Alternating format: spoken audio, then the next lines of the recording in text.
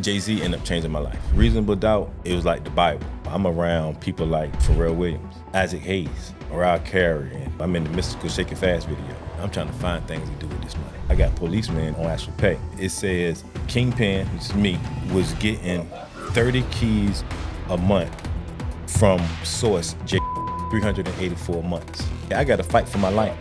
He said, and I'm gonna tell you this right here. You could be in for a fight. My uncle, like he's the first person I saw count 250,000, like cash money. Like sitting there and I'm looking at him. He's sitting there on my grandma's couch. He's smoking his blunt, and he's counting the money. I heard him say, "All right, that's 100, that's 250." I'm like 250, like, and I'm at the time stealing candy and selling it in school. How old are you? I'm like 13. Right. Yeah, probably like about like 12, 13, elementary. Right. I got the high on junior high when I was 14, but that was my lick. I'm watching him and I'm seeing the plate with the coke under the couch, but then also seeing the bricks of cocaine sitting there too. And I'm like, man, all this going on at my grandma's house.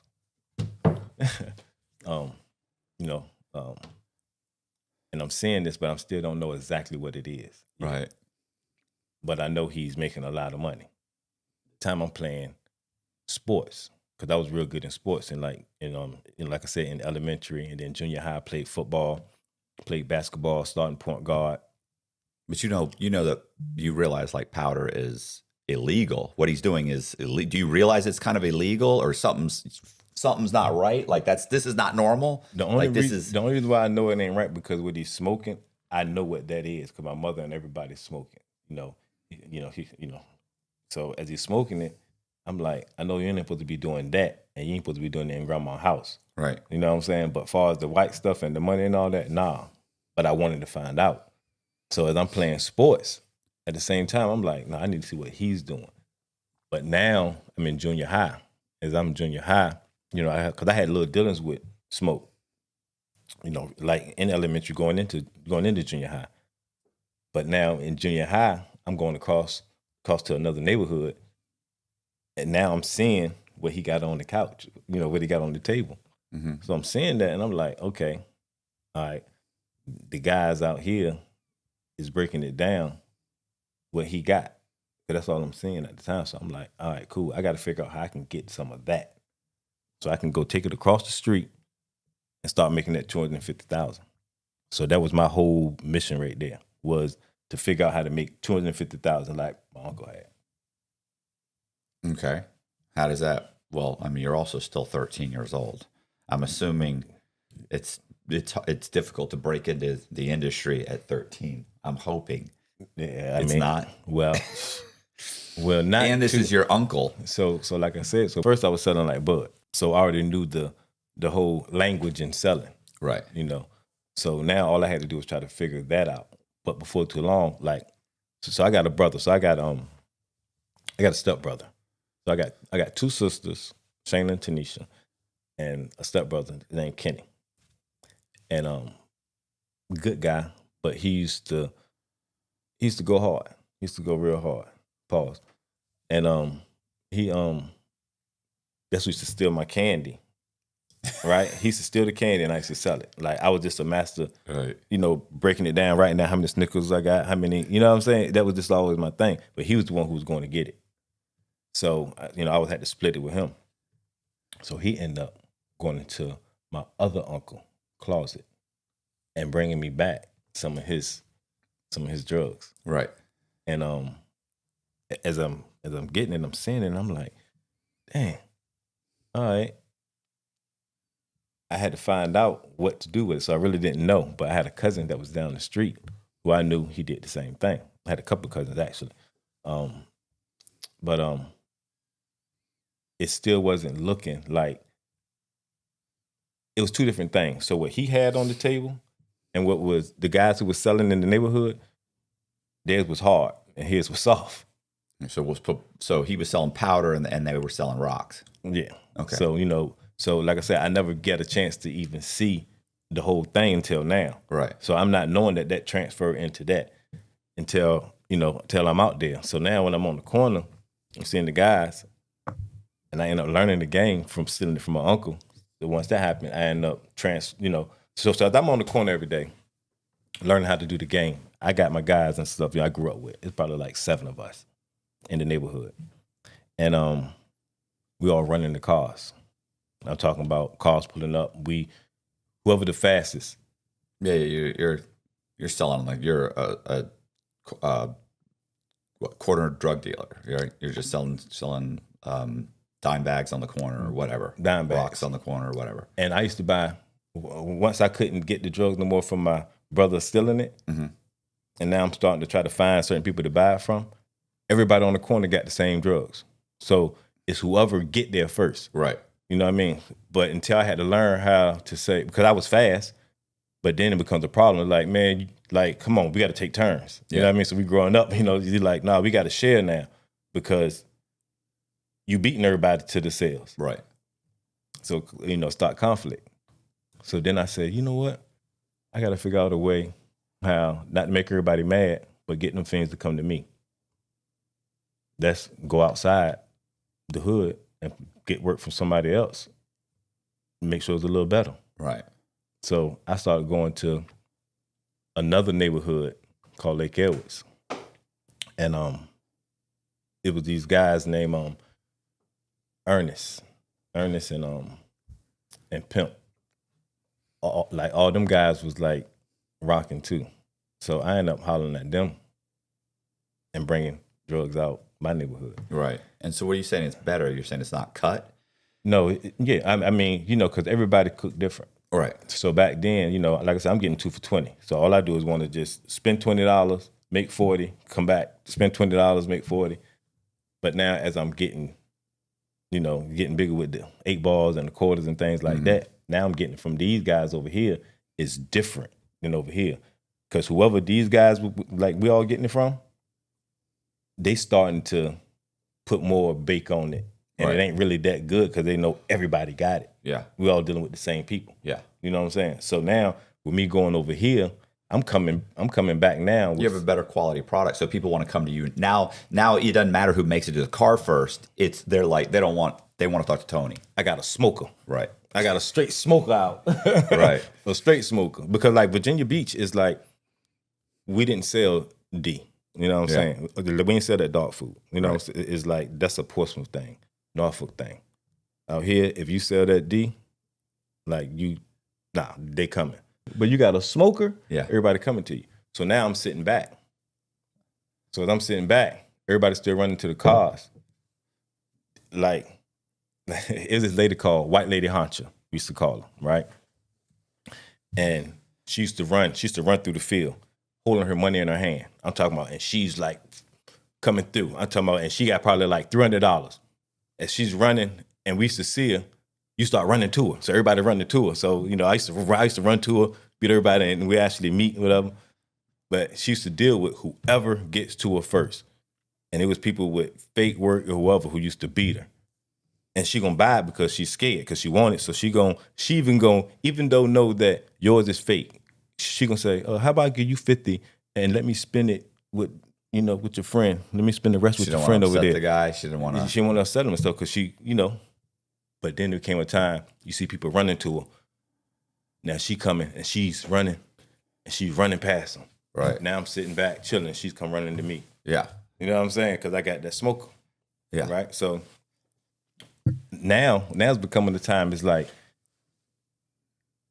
because when you growing up in a certain area, right, and you're gonna have that jealousy and envy and all that. Right. So it was the thing for me I had to get off the corner, right? It was a thing like, I was just one of the ones that's like, I got to try to figure out again how to get from where I am on this corner to get to riding, so I can sell off my page or however it's going to be. Because I got tired of like all the jump outs. Like I'm talking about, I used to run so much to a point. You know how I did. I don't know if you ever been on the corner. Hell no. But from just hiding stuff and then going in fiend houses, like I did, like all of that. I mean, I've talked to tons of these guys in prison. They're just talking about the cops are either showing up and grabbing a bunch of guys, or the other drug dealers, or there are guys that what do they call them?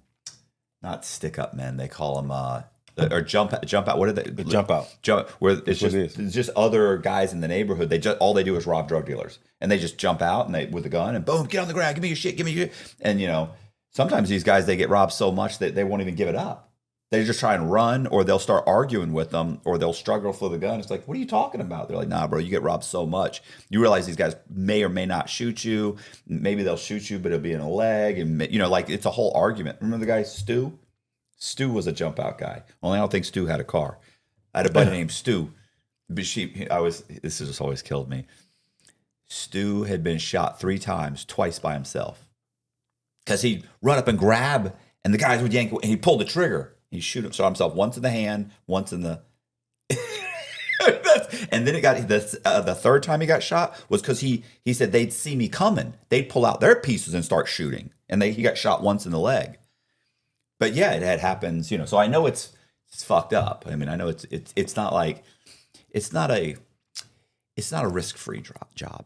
Yeah, there's no benefits. There's no benefits. It's wrong. There's no workman's comp. There's no workman's comp. There's none of that, But I had to, But it was the thing of I just had to get off that corner. Yeah. End up getting off the corner, right? Now I'm riding. Jay-Z ended up changing my life. Okay. I'm just real. Jay-Z, he like hit a song that said "Get off the corner." Not even the song. Reasonable Doubt album. Like Reasonable Doubt came out. I'm talking about it was like the Bible. It was like the Bible. I'm talking about he like I remember seeing the video and he had the GS. He had the GS 300. I had to go get it.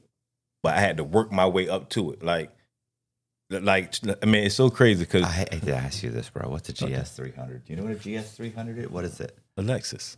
Okay, I don't know. See, it's the same way when you asked me about the guy. I don't even know the guy's name. I can't even remember the guy's name. A GS 300. Okay, got it. See, but it's so crazy that and it's funny because we had a place called Hex in Military Circle, right? Military Circle Mall. Mm-hmm. And me and my girlfriend at the time, who is actually my wife now, that's how long we've been together.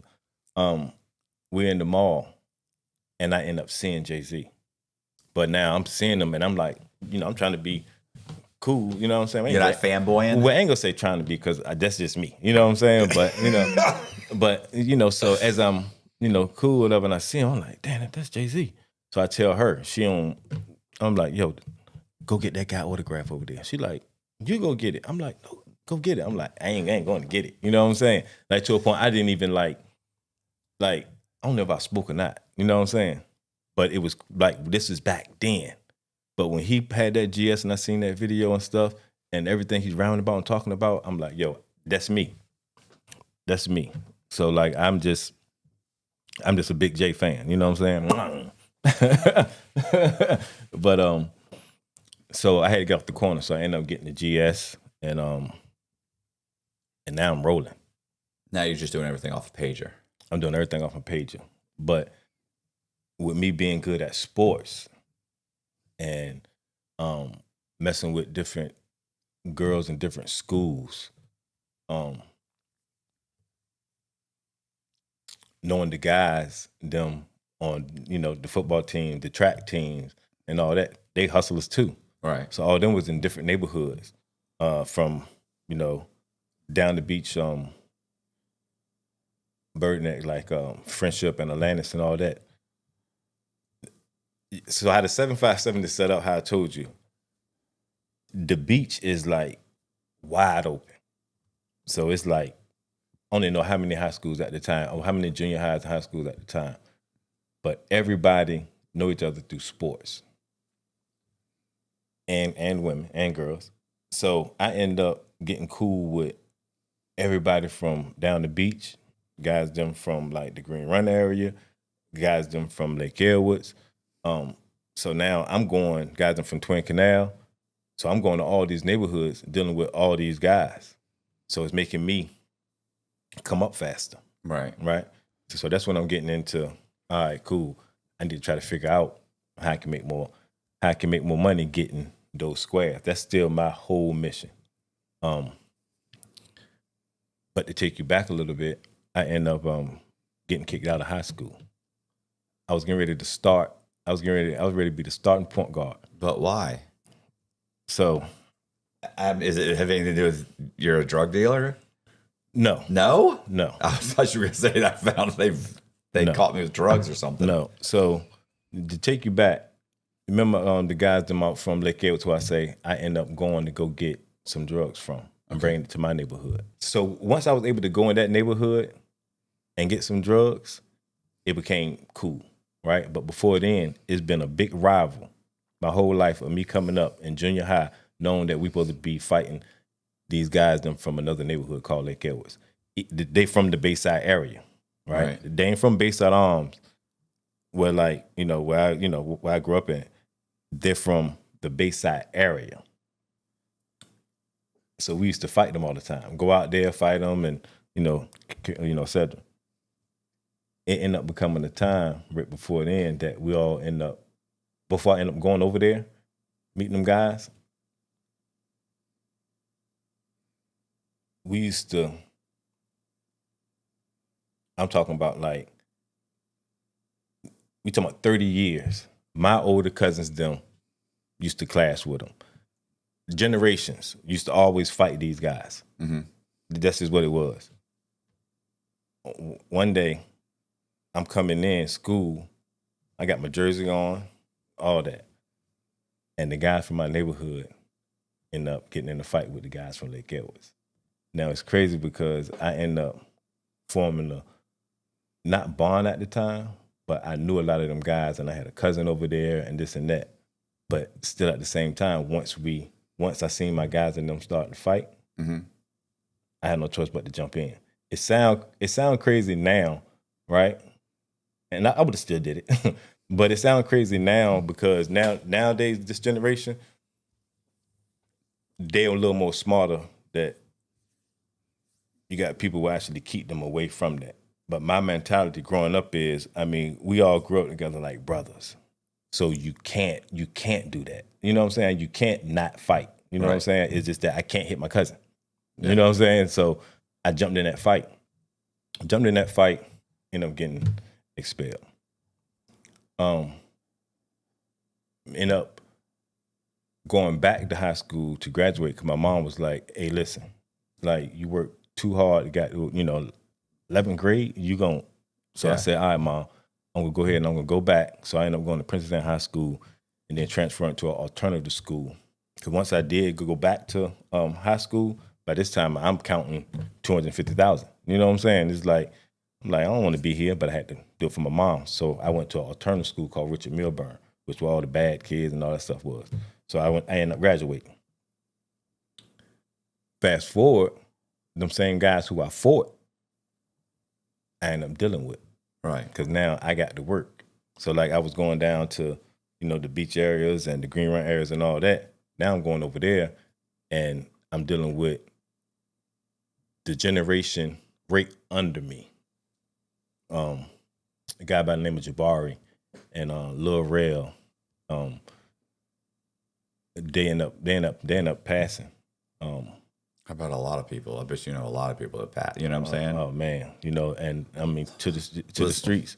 I told Colby this. I wrote a book about a serial killer. It's actually kind of a satire, but I had to research unsolved homicides. Listen, the amount of black guys being shot randomly, just drive-by shootings, it surpasses white guys being shot by, it's astronomical. We're talking about it's like a 70, it's like out of 10, 70% of these guys are black guys just being shot left and right, just from that are unsolved. Yeah. And I'm thinking, and look, let's face it, it's what, less than 15% of the population. And yet, and these are unsolved, and these are drive-bys too, because they're probably gang related. Yeah, because I got my wife's brother. He got killed. Early on, I'm talking about, I was probably 13, and somebody had went in his house and shot him in the head when he was on the couch. and they never solved that. And so like I know how senseless things be, but it's so crazy because even with now, I ended up hopping out the street, like far as when it came to violence, because it was a time period where That's why you said you wanted to get off the corner. You can't keep doing that. That's why you wanted to. But it turned to also, but right before then, I was one of the ones who was wild with that pistol. You know what I mean? Like, but I was always that. You ever heard of a nice drug dealer? No. No. No. I mean, like I was a nice, kind-hearted drug dealer. Right. Like it sounds crazy. It sounds like it don't mix, but that's what I was. You know what I mean? It's like I was soft. Right. Right. But that came with. But people also want to deal with you more then. But then also people want to take advantage of you more. To take advantage of you more too. So it's a hard line there.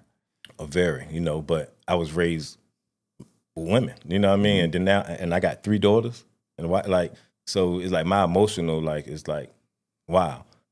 But it goes all the way back to then. What made me even hop out, I knew that life, as far as with violence, wasn't about me.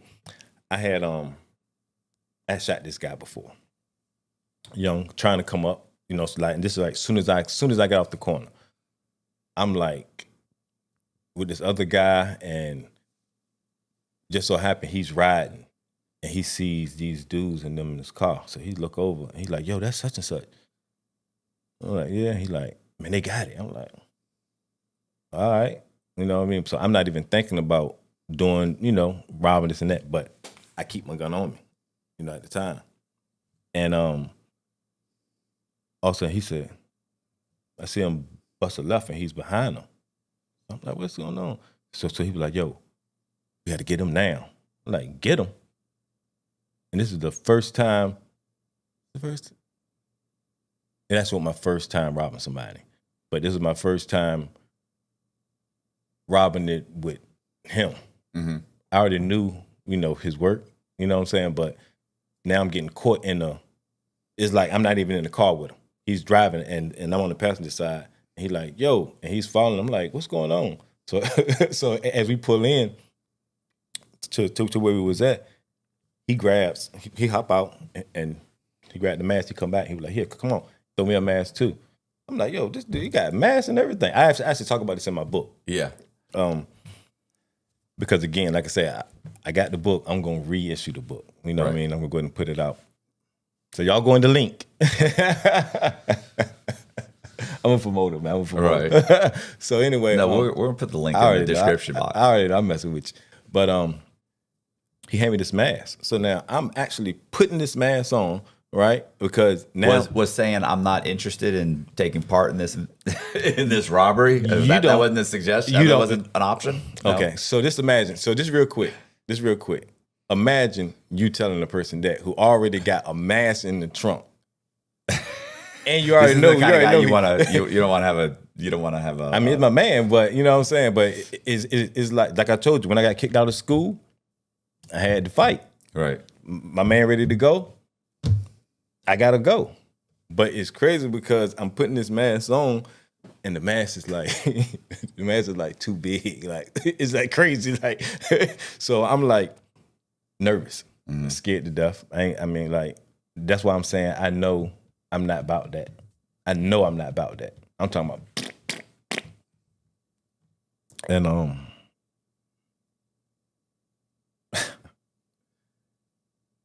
and he goes.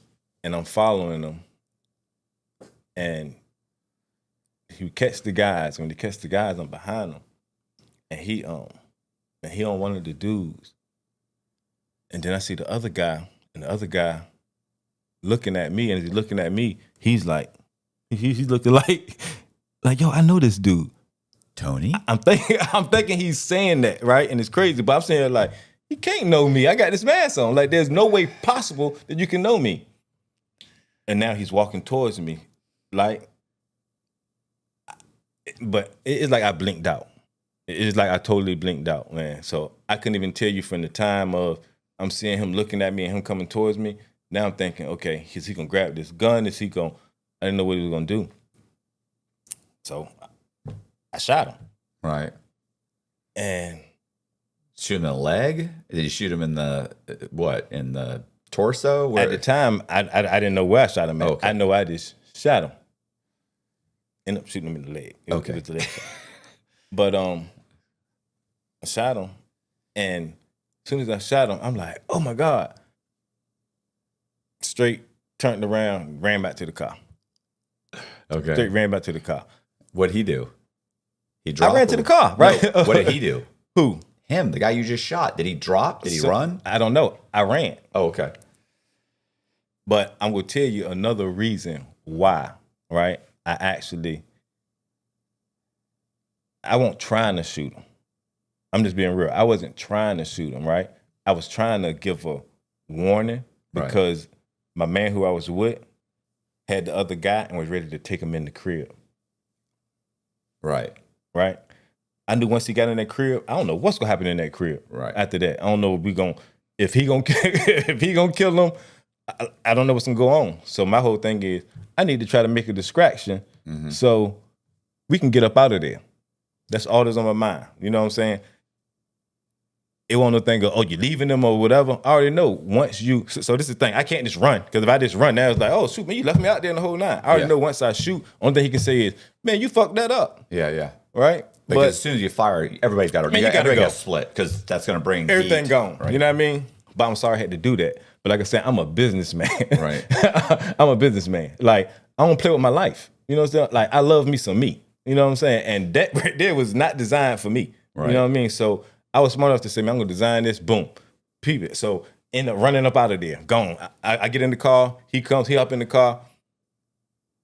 Oh, no, we got somebody else with us. I forgot. We actually, all this stuff is coming back. It's so crazy. We got another guy with us, and he's driving. And my man told him he was in the back seat and told him to hop in the front seat. So now when we come out, we in the car. My man don't even say nothing to me. You know what I'm saying? Because my whole thing is I'm telling him, yo, dude was like ready to take the gun. I don't know what was going to go on. You know what I'm saying? So he was like, all right, cool. End up taking me to my car. I end up hopping in the car. Guess what I do? Take a while, guess what I do? Drive back to the scene? Yes. Because I'm a good-hearted criminal, but I'm soft. You want to make sure he's okay? I want to make sure he's okay, man. Kill nothing, let nothing die. I mean, that's just me. You know what I'm saying? Like, so I goes back, hop off the interstate, and I'm riding back. So as I'm riding back past, and I'm looking, they outside. No cops, nothing? No, there definitely couldn't have been no cops because you know why? Bloom, bloom, bloom, bloom, bloom. Now they're shooting at me. Now I'm ducking. I'm like, oh shoot! I got one bullet hole. It was on the bottom of my car. And now I'm like, shit. How they know it's me? Yeah. I don't know how they know it's me. So now I'm like, I ain't hiding out. You know what I mean? Because at the same time, I'm still like, the one thing about me though, I'm gonna tell you straight up, I'm going to protect myself. Right. Like, don't get that twisted. Like it ain't no thing of you think you're just gonna just do anything to me. Like, we ain't gonna do that. You know what I'm saying? But as far as you know me these guys are gunning for you now, though. But it's still it's not me. How do you know it's me? I got a mask on. It's not me. They know it's you. They know it's me. They know it's me, right? I get a call. I get a call from my guy who I told you about who watched your show. Okay. The same guy who I told you, I said, yo, I know some real guys who actually watch your show. Yeah. You know what I'm saying? I got a call from him. And he said, hey, yo, bro. Well, he didn't use the word bro at the time. People weren't saying bro. But he was like, yo, you know that thing? I was like, yeah. Everything cool with that? I was like, yeah. He was like, yeah. Everything good. So I was like, all right, cool. When I got a chance to really talk to my man, he was like, yeah, I told him, yo, just leave that alone. You know what I'm saying? I was like, all right. Me and the dude, like, I knew the dude. Like, he's from my area. Yeah. You know what I mean? And it was, but it messed with me for a minute. You know what I'm saying? So I just didn't like crime. You know what I mean? Like, it was crazy. But this was so bad. That one was my first time with them. Why I still went back on another one. But this time, I'm just the driver. Yeah. Right? But this was the last time. This was the last time when I turned around and said, ain't doing no more violence. I'm gonna make sure I ain't doing no more violence, and I'm gonna be the money getting this nigga. Can I say nigga? Yeah, I think so. Like I left it in on a couple episodes and it's never got demonetized. So yeah, you should be good. You're fine. Yeah. We'll see. You want me to say that over? Or No. Yeah, keep going. You're good. I'll probably leave this in. I'll probably leave this part me talking. So, yeah, you're good. That's what I make sure you say what I can't. But but I'm dead serious though. So You're just chasing money from here on out. First of all, I don't see shooting people in that whole gang warfare thing. That's not making anybody any money. No, you know what I'm saying? That no, rivalries and anger and fighting amongst each other, like that's not. So that what made me say, hey, my next caper that I did, that I actually put in the book, which we ain't gonna talk about now, so hopefully they want to read it, but I'm gonna start talking about stuff, reading the book probably on my channel. But what I ended up doing was I ended up going back, the same guys I got into a fight with in high school, and we was fighting for over years. I ended up going to get them too, and we started making like crazy money together. Are these the two guys you told me? You started to tell a story about the two guys that passed. But yes, that's why we went back to this story. Exactly. And them two guys was like, they was the guys out there in like the Lake Ellis way. Like, but they was like, say, a little younger than me. So now when I end up coming to my own and I'm getting at work, now I'm going to go give it to them, and they supplying the whole Lake Ellis. You know what I'm saying? But now you're more of a middleman. You're not on the corner. Now you're just a more, I guess, a lower level distributor, right? Because you're not getting it from the source. You're getting it from a source, right? Yeah. So like the cartel will bring it in, and they'll have a cartel member typically that is the distributor. He then typically distributes it to guys that distribute it to other guys, and so you're the second one. Yeah, I'm the second one. Yeah, I'm the second one at the time. But I got some plugs. You know, right. We ain't gonna get into the whole thing of my Uncle Renee thing, which I put into the book. You know, with the Panama situation. Yeah, anyway, but because he ended up getting deported. Right. We're not. What do you mean? We're gonna. No, we don't get into that. Okay. But what I'm saying is, because that's how you really took then, off. Right. Yeah. But back then, he ended up getting deported. Right. So in the middle of that whole thing right there, I ended up finding connects. I'm talking about in the States. Right. You know what I'm saying? Before I start dealing with Panama. Okay. Because at this point, you're dealing with the connects, but he's being deported or hasn't been deported yet? No, he got deported. He got deported. Yeah, he got deported. Okay. Back to, because he's Panamanian. Because he's Panamanian. Okay. And the guys, and so now I got connects that's so before I start getting stuff from Panama and all that anyway, I got guys them who in the States who actually got it. I was messing with this Galanese. I don't know if I'm still pronouncing it right. He was from Guyana? Yeah. Okay. And he was like that. And he was actually at the guys and them who I was dealing with out Lake Elwood. He used to be at a payphone over there at a 7-Eleven out Lake Elwood with an old Honda Accord. And I got introduced to him through a mutual friend. And as I'm dealing with him, now he got like, I'm talking about, he probably coming through with like 30 keys at a time. And so sometimes I grab 10, sometimes I grab all of them. So as I'm out there, I'm at least giving the other guys from out that way all the work. Well, a lot of the work. Now out my area, certain guys who like my age, I'm giving them work. But it's causing a wedge now between other guys who not getting work out my neighborhood and me dealing with the other guys from the neighborhood we used to fight. Right. Because they're seeing them coming up, right? But the thing is, everybody can't handle it. You know what I mean? I can't deal with everybody. You know what I'm saying? So they got to deal with the certain guys, the older guys and them who I'm giving it to, you know what I mean? But they getting mad because they looking at it like they the same age as them guys from out Lake Elwood because they're a little generation under me. So they're mad. You know what I'm saying? But I'm actually dealing with him, and then I'm also dealing with other guys and them in Virginia who actually got it. Because you understand, Virginia, that's where everybody was coming at. You know, guys and them from New York and stuff like that. Everybody was bringing it there. So even though they was coming, we got some real, like Virginia boys really get that real money. I'm talking about like, they just didn't never, a lot of them didn't take the chance to go and get it themselves. So that was the difference from when I say I need to take a chance, because I always want to get more. So even though I started getting those keys like I seen Uncle with, right? Now I'm like, nah, I want to be just like them guys who I'm getting it from in the States now. I want to go get it. So now I'm trying to figure out, Unc back in Panama, let me try to figure that out. So, Okay. How does that end up? How does that transpire? so that transpired for me just. It's funny that you're dealing with people from like, is it Angola or Uganda, wherever it was, and Panama, and you're not getting it from like the cartels in Mexico. You know what I'm saying? Like these are alternative sources as opposed to which typically everybody thinks of as the cartel. But Yeah. Okay. So see, my whole thing is this right here, right? Even from when I started dealing with the Mexicans and them, which I tell you about, I don't ask no questions. Right. You know what I'm saying? I don't care who your mama is. I don't care who you get. Like, I don't care what group you. You're just trying to monetize this situation. I'm just trying to shop. Right. You know what I mean? I'm trying to shop for the best deal.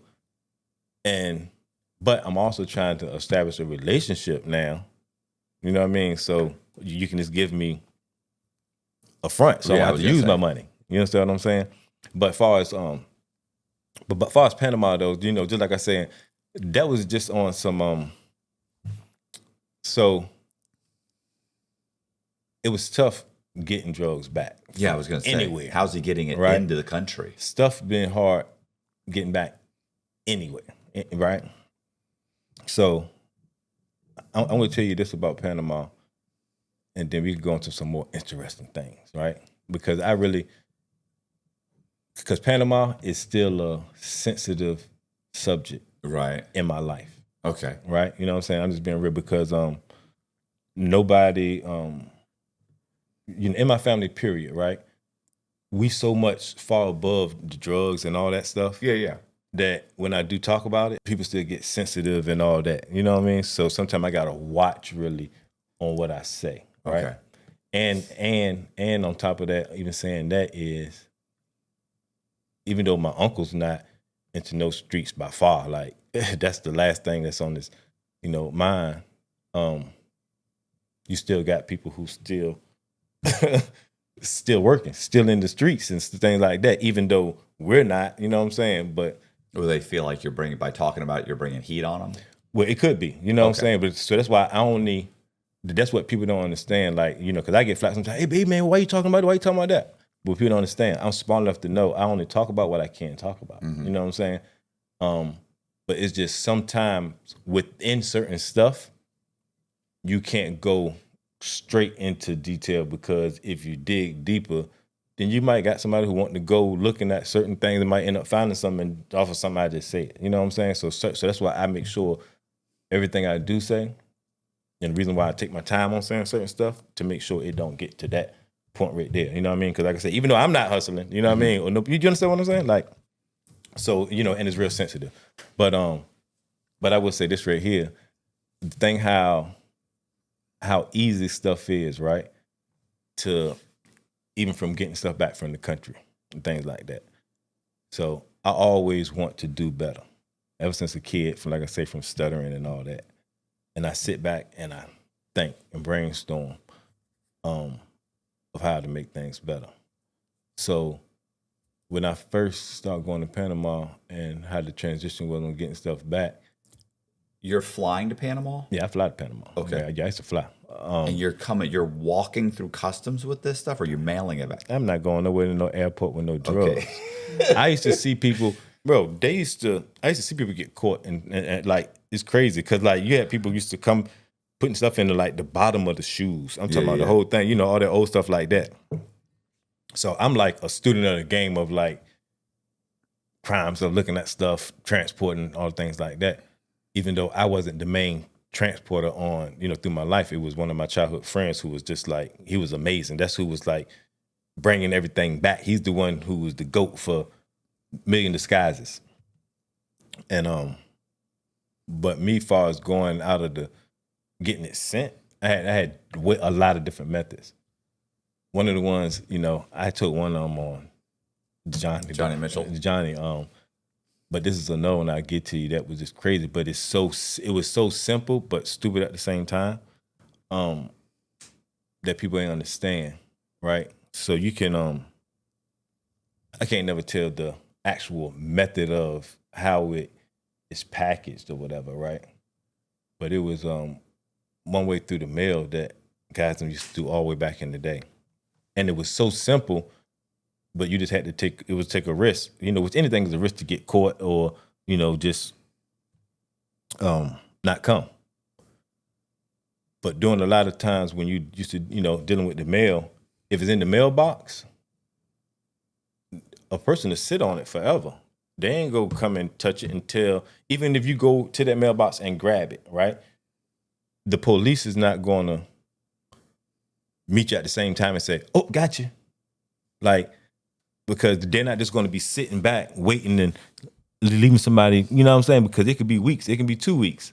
So they want it in the house because they got a better chance of in the house putting whoever with their package. Mm-hmm. You understand? So yeah, anybody can mail something to any address. Yeah.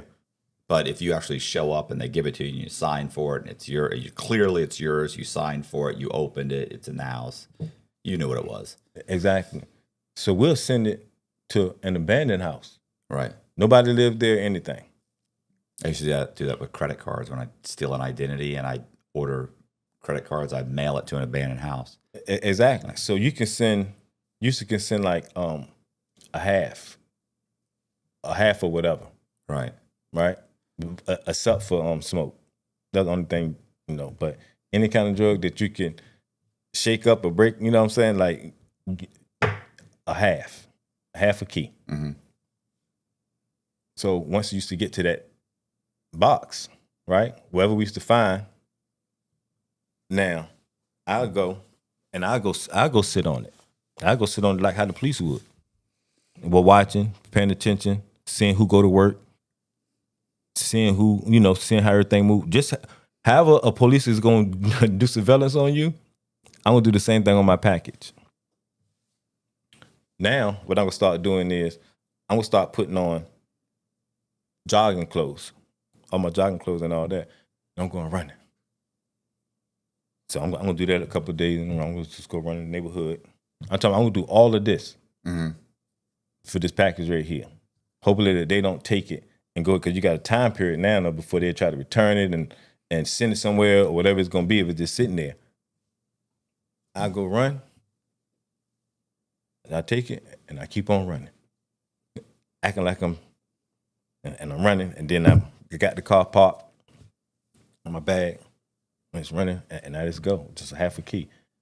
I send that once a week, and I'm talking about, but you got to imagine, one key is $2,500. Right. $2,500 to buy it. Yeah. What does that turn into? A kilo of I mean, it all depends on what it is, because it was like the dog food was 10. So I can take the dog food, right? And if I got a half, since I got a half for 5, so I buy the whole set, I buy the whole thing. But then I'll, like I said, you only can send half, so I break it up, send half at a time. So I get it for 10. So now I got this one right here. I got it for 5,000. Mm-hmm. I can just sell that straight for 50. I just made $45,000. Right. Just real quick. You know what I'm saying? So are you fronting this stuff, or are they paying you? Oh, so whenever I got like dog food, right? That's not a Beats thing. So it was guys who would just straight buy it off of me. You know what I mean? I just straight here. Because I can't break this down or whatever. So I just want it off, and they ain't trying to front it. Like I won't, because that's worth so much money that you going to make that. Guys who deal with that, they got paper to buy it. You know what I'm saying? Right. So I used to sell that off like that. Now, when I used to do like the little hats and stuff, I call that my extras. You understand what I'm saying? Right. Because so it was times like if I get like 50 keys, I'm gonna make sure I hold 5. You know what I'm saying? So I hold that for extras because that's how my mind works. I'm always thinking of extras. I need something for just in case or just my peoples. You know what I mean? Like people who don't want to deal with this person and that person who just want to deal straight with me. You know what I'm saying? But it depends. If I get fronted work, if I ever got fronted work, I'm not fronting my work out. Okay. You know what I'm saying? Now, if I'm buying it, now I front it out to my peoples. You know what I'm saying? Because I already paid for it. Like Right. You know what I'm saying? Yeah. So, If it goes bad, it's only for you. You don't still owe. Yeah, I don't still owe 10 grand to this guy. yeah. Yeah. I'm out. You'd rather be out 10 grand than this other guy. Now I got to fucking pay this guy 10 grand. Yes. But just like I was saying, Lo, so now to get into like my case though, it was it all started once I got into that field with dealing with different people and my name ringing and this and that. I end up getting off the street because a guy by the name of Pharrell Williams, he he's a major producer in the Virginia area. The song Happy, you know the song Happy? Yeah. Yeah. So he ended up having a group. He ended up having a rap group in Virginia, and he ended up getting him signed, and I ended up managing him. And How did you end up? I mean, that's a. How do you know that guy? How do you go from dealing drugs to managing? Like you bump into this guy you were friends with him or? so I ended up meeting Pharrell through another mutual friend. And that the other friend took me to the studio. Okay. One day to meet the other guys, the other rappers that he had. And he knew of me, right? Funny story with me and him. When I was, first coming up, he had did a song with Teddy Riley called Rump Shaker. And they did the video down Virginia Beach or whatever. And he had the song out. No, but during that time, he ended up going to get what's the name of the car? NXS? Acura NXS. Oh, the Acura NXS. Okay, yeah. So back then, during that time, it was a big deal. Yeah. And he was dealing with these guys and them from this car lot. I can't think of the name of the car lot. And that's where he was getting all his cars from. And just so happened, I'm going to these same guys and I'm trading in my cars, the Lexus 300 and Avalon. I'm getting different cars from these guys too. Me not even knowing that them guys were like into the streets, whatever, as well. They ended up catching a case and everything. But at this time, I went and traded in one of my vehicles and they didn't pay off a vehicle. Oh. Right? And so I'm going up there and I'm talking to the guy, his name was Jimmy, and I'm like, yo, bro, what's up with my thing? But this so happened, Pharrell was there and he's talking to the guys, them about, I think he was just getting it in excess or whatever. So I'm going in there and he like, don't got time for me. And I'm trying to tell him, yo, you owe me, like, something's going on. You got to take this off my credit. Yeah. So he's in the middle. Yo, I'm in the middle of something, this and that. And for at the time, Pharrell's such a big deal. So I goes to him and I'm grabbing him and I got him by the, right. So Pharrell was the one that was like, yo, you need to chill. You know what I mean? I didn't even know he even knew my name. You know what I mean? Right. And it's so crazy, but that was our first time ever really encountering each other. I wonder if he still remember this. And it's crazy because he said, he ended up the one telling me, hey, yo, you don't want to do that with these dudes, man. He don't know that they in the streets, but he knew that it was tied into something because there was, I forgot what their nationality was, but they was mobbed up. You know what I mean? Right. But at the time, the worker, though, was this black guy. So I'm looking like, man, you know what I mean? I just want you to correct this. Yeah. But we ended up having that conversation then, right? On him telling me, yo, you don't want to do that, man. Just chill, man. They're gonna get you right, this and that. And doesn't sound like it. Doesn't sound like they're gonna get it right. But so fast forward, moving forward, when one of my partners ended up taking me to the studio and he saw me, you know, what he remember is me used to being that guy, Yeah. you know, who was on some rah-rah stuff. Because he was also at the band. He used to play in the band, Princess Anne. Him and his partner, Chad, you know, which was the Neptunes. And at them football games and stuff, we used to fight. Right. So he used to like witness certain stuff, like, you know, I had a name to be fighting and doing all that stuff coming up, you know, in school. So that's the guy he knew. But now the guy who was in front of him now was a different guy. And so I ended up becoming their manager based off of not only that meeting, but from coming around and hanging around, whatever. So I ended up becoming the group that he signed. I'm becoming their manager. Yeah, so I ended up becoming their manager right before I became in the industry, right? I got to take you back. I end up dealing with this guy from New York, but he was getting from this other guy from New York who was in Atlanta now, right? So he's coming and he's bringing me, I bought like 2 keys, I think, from this guy at the time, because I just like wanted to see what it was about. And I grabbed the 2 keys, and just so happened, when I got the 2 keys from a third party guy who turned me on to him, that plug who he dealt with, he ended up contacting me, right, through somebody else. All right. So I ended up calling him back. So just like when I started dealing with him, he couldn't fulfill how much I wanted, because I'm like, yo, I get 10 at a time. So he ended up turning me on to this other guy who was in Atlanta, who was from New York. His name was JB, right? And it was said he was connected to BMF some kind of way, right? Never found that out, but that's why I want to get in contact with JB. He got life in prison right now, right? But let me tell you, Well, he shouldn't be that hard to track down then. Yeah, but I only know JB. But this is the crazy thing though.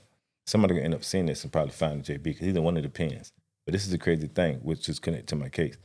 So you know, like with conspiracy, you know, you need 2 people, Right. right?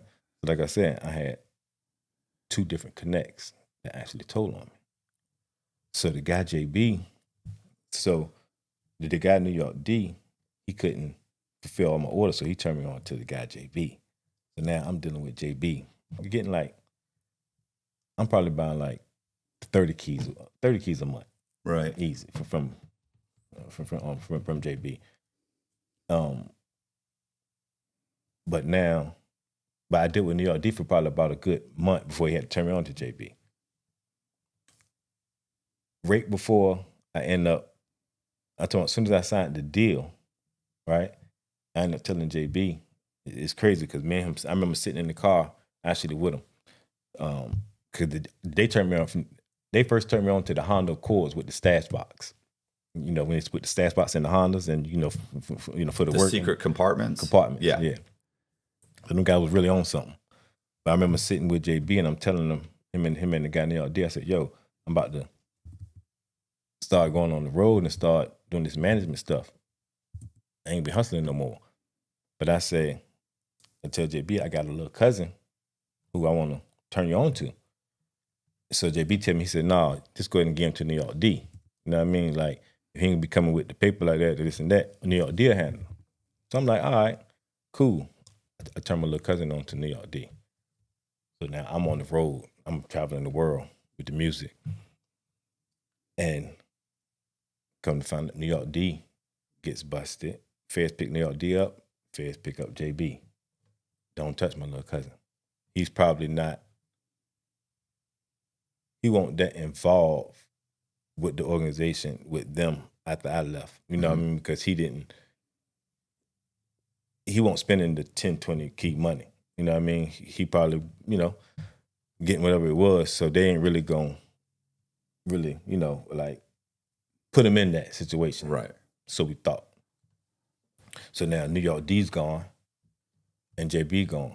But I'm not thinking about them. I'm gone with the world. I'm talking about, I'm around people like, I remember when I first saw Isaac Hayes.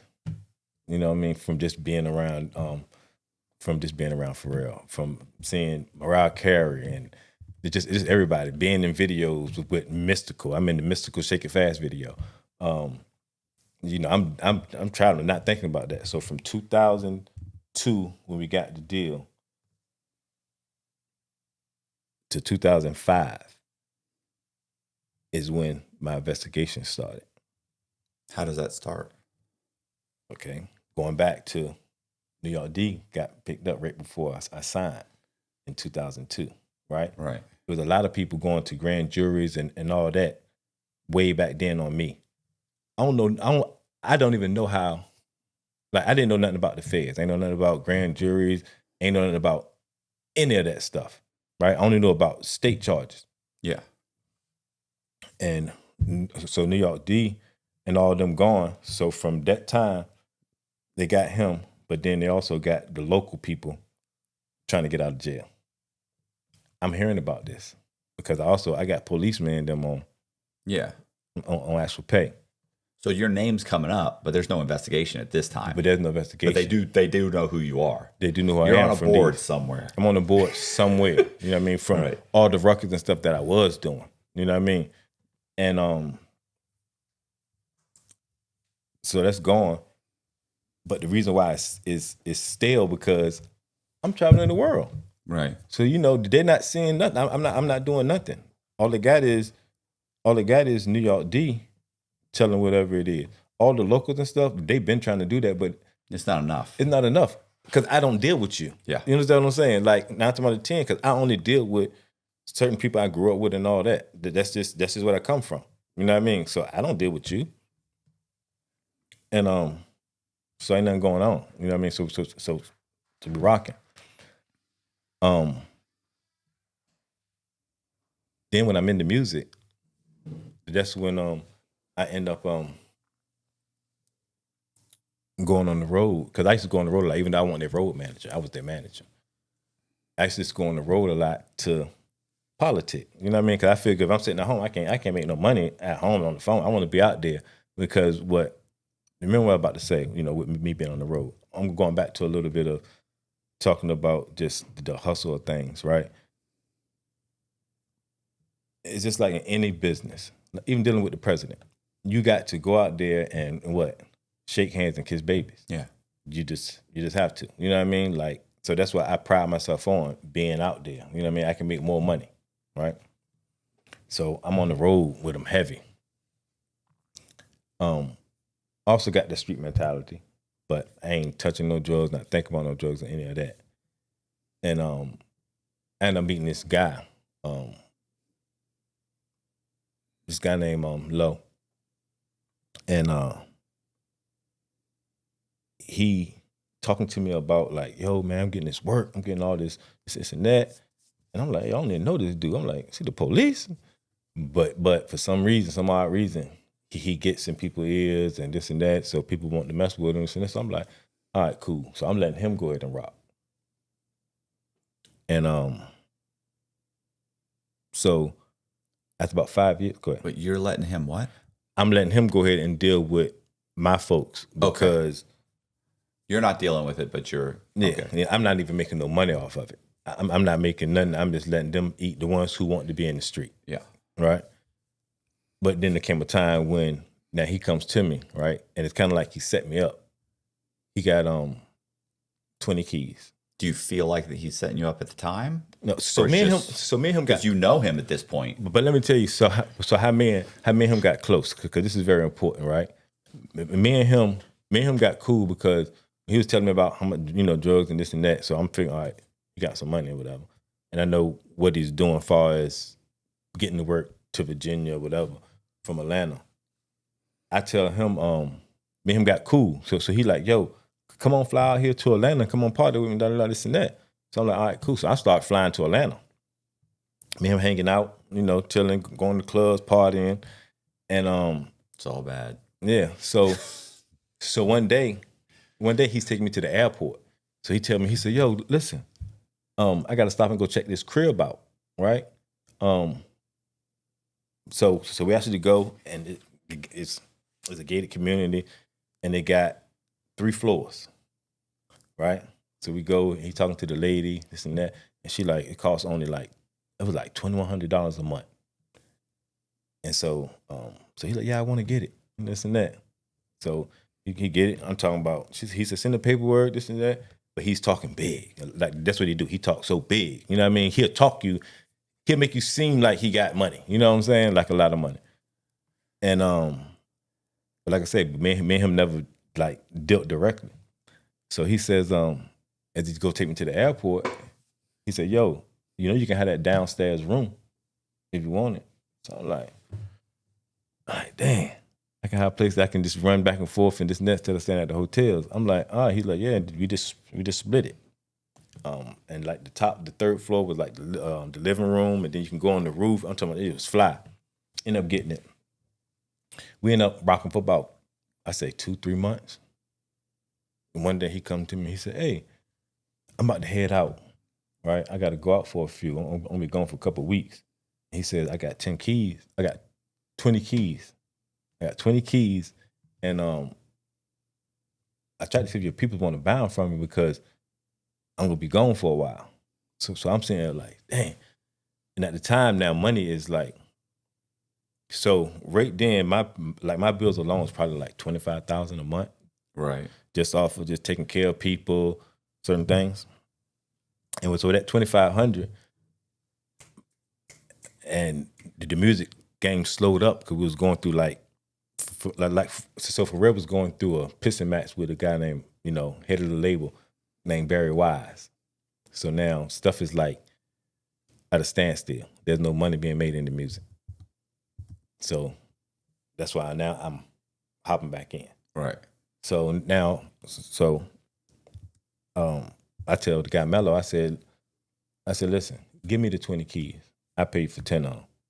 And I'll hold on to the other 10. When you get back, I got the bread for you. So he like, all right, man, cool. You can tell he was kind of hesitant on doing it, but I'm like, all right. He always talked big, this and that. So he ended up getting to me. I'm talking about like a couple months passed. And I finally get a show booked in New York. A spot called Bed, Club Bed.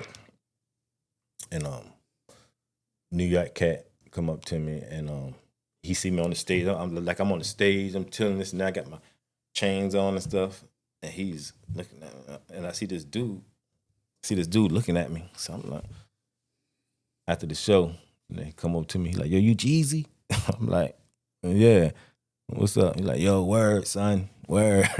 And he like, yo, Pike want you to call him. I'm like, let me call him for what? He was like, man, they said you owe the Mexicans some money. I'm like, oh, for money? He's like, man, just call him. I'm like, man, I don't know about it, no money. So fast forward, he gave me the number. The next day, we ended up going to do Clinton Sparks. And I ended up calling him. So he tell me, he said, listen, I need you to come on over here because you need to explain what's going on with them 20 keys. I mean, that doesn't sound like it's your problem at all. No. It's not my problem. Not at all. So I said, listen, I don't owe you for 20 keys. What are you talking about? And he was like, yo, you don't know, such and such, this and that. But he don't try to give me too much. But I'm like, yo, nah, I don't need, he like, yo, we don't need to even talk about it right now. Just come on. I said, where is he? So he says, Phoenix. I said, we eventually get the info, this and that. Boom, I go fly out to Phoenix. Why? Because I do owe for the 10. Well, I know you owe for the 10, but I mean, why am I flying? I mean, what about your buddy? Where's your buddy? I don't know. I can't get in touch with him. I don't know where he is. I don't know anything. I don't know nothing. So that's why. You need to talk to my buddy. What's his name again? His name is Lo. Lo? Yeah. So, you need to talk to Lo. No, but that's the thing. They don't want to talk to Lo no more, but they want to talk to me. I don't want to go to Phoenix because that doesn't sound like it's going to end well. Yeah, but it's the Phoenix thing. is very close to Mexico. Okay, but then listen to this. It's going to end well if I don't go, because now it seems like I do owe 20 and I'm hiding. So, it's all bad. It's all bad. It's all bad. It's all bad. All bad. So I go because I'm a businessman, man. I'm a businessman, right? And I'm gonna tell you what my mind frame was at the time, right? my whole mind frame at the time was, even when I was flying over there and everything, they want their money. I ain't bringing the money with me. Right. So if you want your money, I'm gonna tell you I got the money at the house. Send somebody and get the money. If you want the money, you ain't gonna kill me. I look like you ain't gonna kill me. Because I'm gonna get in. I'm gonna say, hey, I got your money. Right. What we doing? You know what I'm saying? So I'm already looking at it like they ain't gonna kill me. That's the first thing, because I just want to go now, explain to you exactly what happened, because you don't want to talk to me on the phone about all this stuff, whatever. You want me in person for whatever reason, and I'm gonna give you this money, and that's gonna be it. We're gonna be done. We don't need to discuss no more. That wasn't the case. Right. That wasn't the case. So I said, I end up, I remember going in the restaurant and In Phoenix. I'm talking to the guy, Pipe, and I'm talking to the guy, Johnny. So, and also remind you, like, I don't never use real names. You know what I mean? That's just one thing I just don't do, because even with guys in them who told on me and stuff like that, I don't get into all that. You know what I'm saying? Like, having a campaign to, but also know this right here, though. I don't condone and no, like, ratting shit and all that stuff. Like, all that telling and doing all that. I don't come from that. You know what I'm saying? Right. But also, I'm not in that world no more that care about that. You understand what I'm saying? Right. You know, I'm in this world that's like, that don't even exist. Like, you know what I mean? Like, nobody thinking about that kind of stuff. So I don't promote that. You know what I'm saying? You know, but the guy Mello, he was like, I was thinking he was dead. Already off top, I said, this guy's got to be dead, right? For me not to touch him. Or he either lied to him and said he's giving the whole thing and he's backing away from it. But for some reason, they trust in him. So as soon as I walk in there, first thing I say is, hey, I got your money. Dude Mello, he gave me 20. I paid him for the 10. Like, exactly how you just said it. Y'all need to holler at him. Yeah. But you can please come and get this money, man. Like, but let me ask y'all, where is Mello? Why haven't y'all hit him? And they said, they haven't talked to him. So I'm like, well, how you figure to call me? Right. So they're like, well, we ain't gonna worry about all that right now. We ain't worry about none of that. We want to know, do you want to work? I said, what? They said, we want to know, do you want to work? I said, work. They was like, yeah, we want to go ahead and continue to send the stuff there, so I said, well, I'm just like, that was my first thing that I took, even to hop back in the game. Yeah. So they was like, well, the same people who you sold that to, just give it to them, whatever, this and that. So I'm like, all right, cool. But I'm still saying that to say, when I get back, all y'all can get from me is that money I owe. Right. If y'all want me to give you any more money, think I'm paying for anything, ain't ready for that yet. Sure as shit, man. I get a call. There's a guy with a white van out front. Tell me to open the garage. That's right there when I know that I did make the right decision far as to go out there to Phoenix. Because I'm like, yo, I ain't even sure these dudes where I stay at. Like, that was the whole main thing of it all, of the severity of who I felt that I was dealing with. And I knew that one guy, Johnny, was somebody who was like of importance. Like, you know what I mean? Like I said, I never asked him who he was with or whatever. But I know some of the guys who used to come down with the other guy, Pipe, it was Pisces. Just regular Pisces. Mm-hmm. But you never told them where you lived, and you just get a phone call that says open the garage. Open the garage with my number. They had my number. He had my number to open the garage. Because them guys didn't talk on the phone. Mm-hmm. That's one thing they didn't do. They did not talk on the phone. Like, I'm talking about limited, like very limited. You know what I'm saying? And so when I opened the garage and I got the crates. So dealing with FedEx. I know at the time dealing with FedEx. I know it's these things that they take and they poke them in the boxes. They poke them in the boxes and pull it out to see if anything is on it. That's how a lot of times that they do things. Yeah, if they suspect. If they suspect. And how I knew that they had some kind of connections, whatever, because one of the crates, like, it's just crazy because so you had a crate. They used to have it actually in like real crates, and then the box would be in the crate, and like around like little hay stuff and this and that, and it'd be the smoke would be like come blocked up. You know what I mean? And then sometime it'd be the keys on the side of it, or sometimes how they got it, it'd be in the middle of it. And that first thing came, and it was probably like I want to say like 3,000 pounds, like 3,000 pounds and like 50 keys of coke. And I called the dude up, and I'm like, yo, everything. So some guy that's left, he like, hey, you remember the numbers? Because they told me the numbers when I was in Phoenix, and I said, yeah. So he said, Merry Christmas. I'll be there. Holla at you. I'm like, all right, cool. Now I'm shaking. I'm rocking. I'm rocking. You know what I mean, right? At first I thought you meant nervous, but now I think you're rolling in it, right? Now you're. Yeah, I like how you say that. I'm rolling in it. Yeah, I'm actually rolling in it, and I'm trying to find things to do with this money. I'm talking about I'm buying nightclubs. But even though before I had coming up, I had like when I first signed, I got the first 745. Then 05, I ended up getting the S550. So now I'm like I got a whole different kind of money, because even with the music, that's still making great money. You know what I mean? I was probably making I was making like $300,000 a year. Okay. In the music. But now it's like, yo. So I said, man, I'm going to buy a nightclub. So I go buy a nightclub. I got buying trucks. It's like I'm just trying to find things to do. So I said, man, you know what? And I remember 08 came, and it was a drought in 08. And I ended up moving to Miami.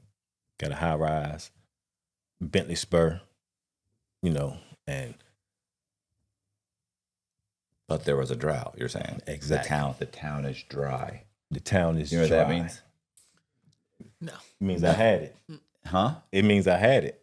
What do you mean you had it? I thought you said a drought. I thought that means that there's no money coming in. For them. Oh, for everybody else's shit dries up, but you're still getting your supply. I'm still because I got this over there. You didn't. Yeah, I thought it was you. I was like, I don't understand. You just went to Miami and bought a. Did you say Bentley or what?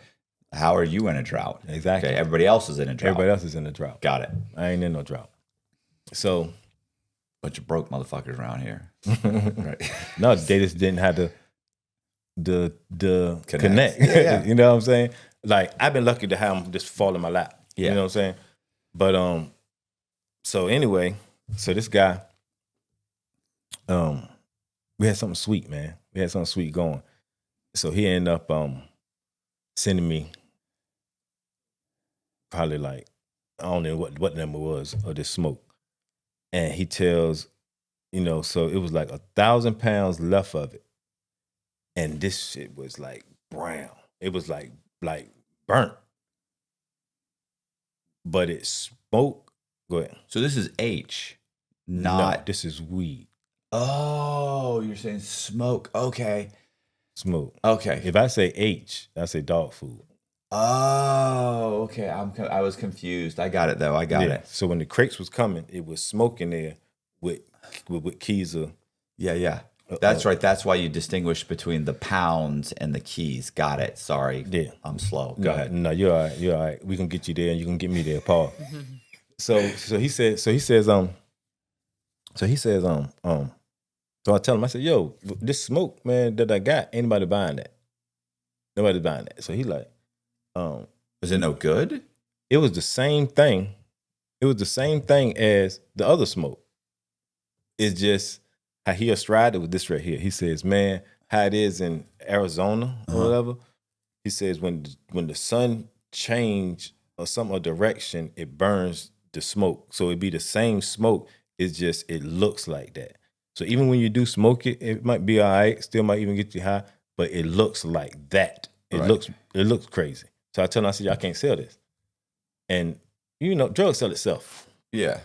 Right. So, and I ain't trying to do too much work. I don't like heavy lifting. Yeah. You know what I'm saying? So I just got it in the cut. So he said, yo, well, just give me, and it was like $250 a pound. Mm-hmm. So he tell me, man, just give me $150. I'm like, man, listen to me. All that gonna do is just make me lose money because I know how that works. When you give people bad drugs or anything, they're gonna come with an excuse. I don't care how you do it, you're not getting paid for it. And they're not, and then you try to sell it to them and it's bad, now you got another problem. Mm-hmm. So I don't want to deal with that problem. So he's like, all right. Boom, he comes and he sees it. And he like, yo, what's that right there? He like, I thought everything was gone. I said, nah, still got that 1,000. And this probably like, I want to say probably like a month and passed. You know what I mean? And he like, why I still got it? I said, remember I told you I ain't messing with it. So he like, all right, cool. So he takes it upon himself. Instead of getting a driver or whatever, this and that, to go and take that up an hour and a half up the street to Richmond, he takes it upon himself to hop in that truck. That was his problem. He did that to himself. Mm-hmm. And he got caught. He got caught with that smoke. I don't know if he had anything else on him or not, and he had a gun on him. And he got caught. To just pull over on the highway, just interstate, just. Yep. Okay. And so now he's gone.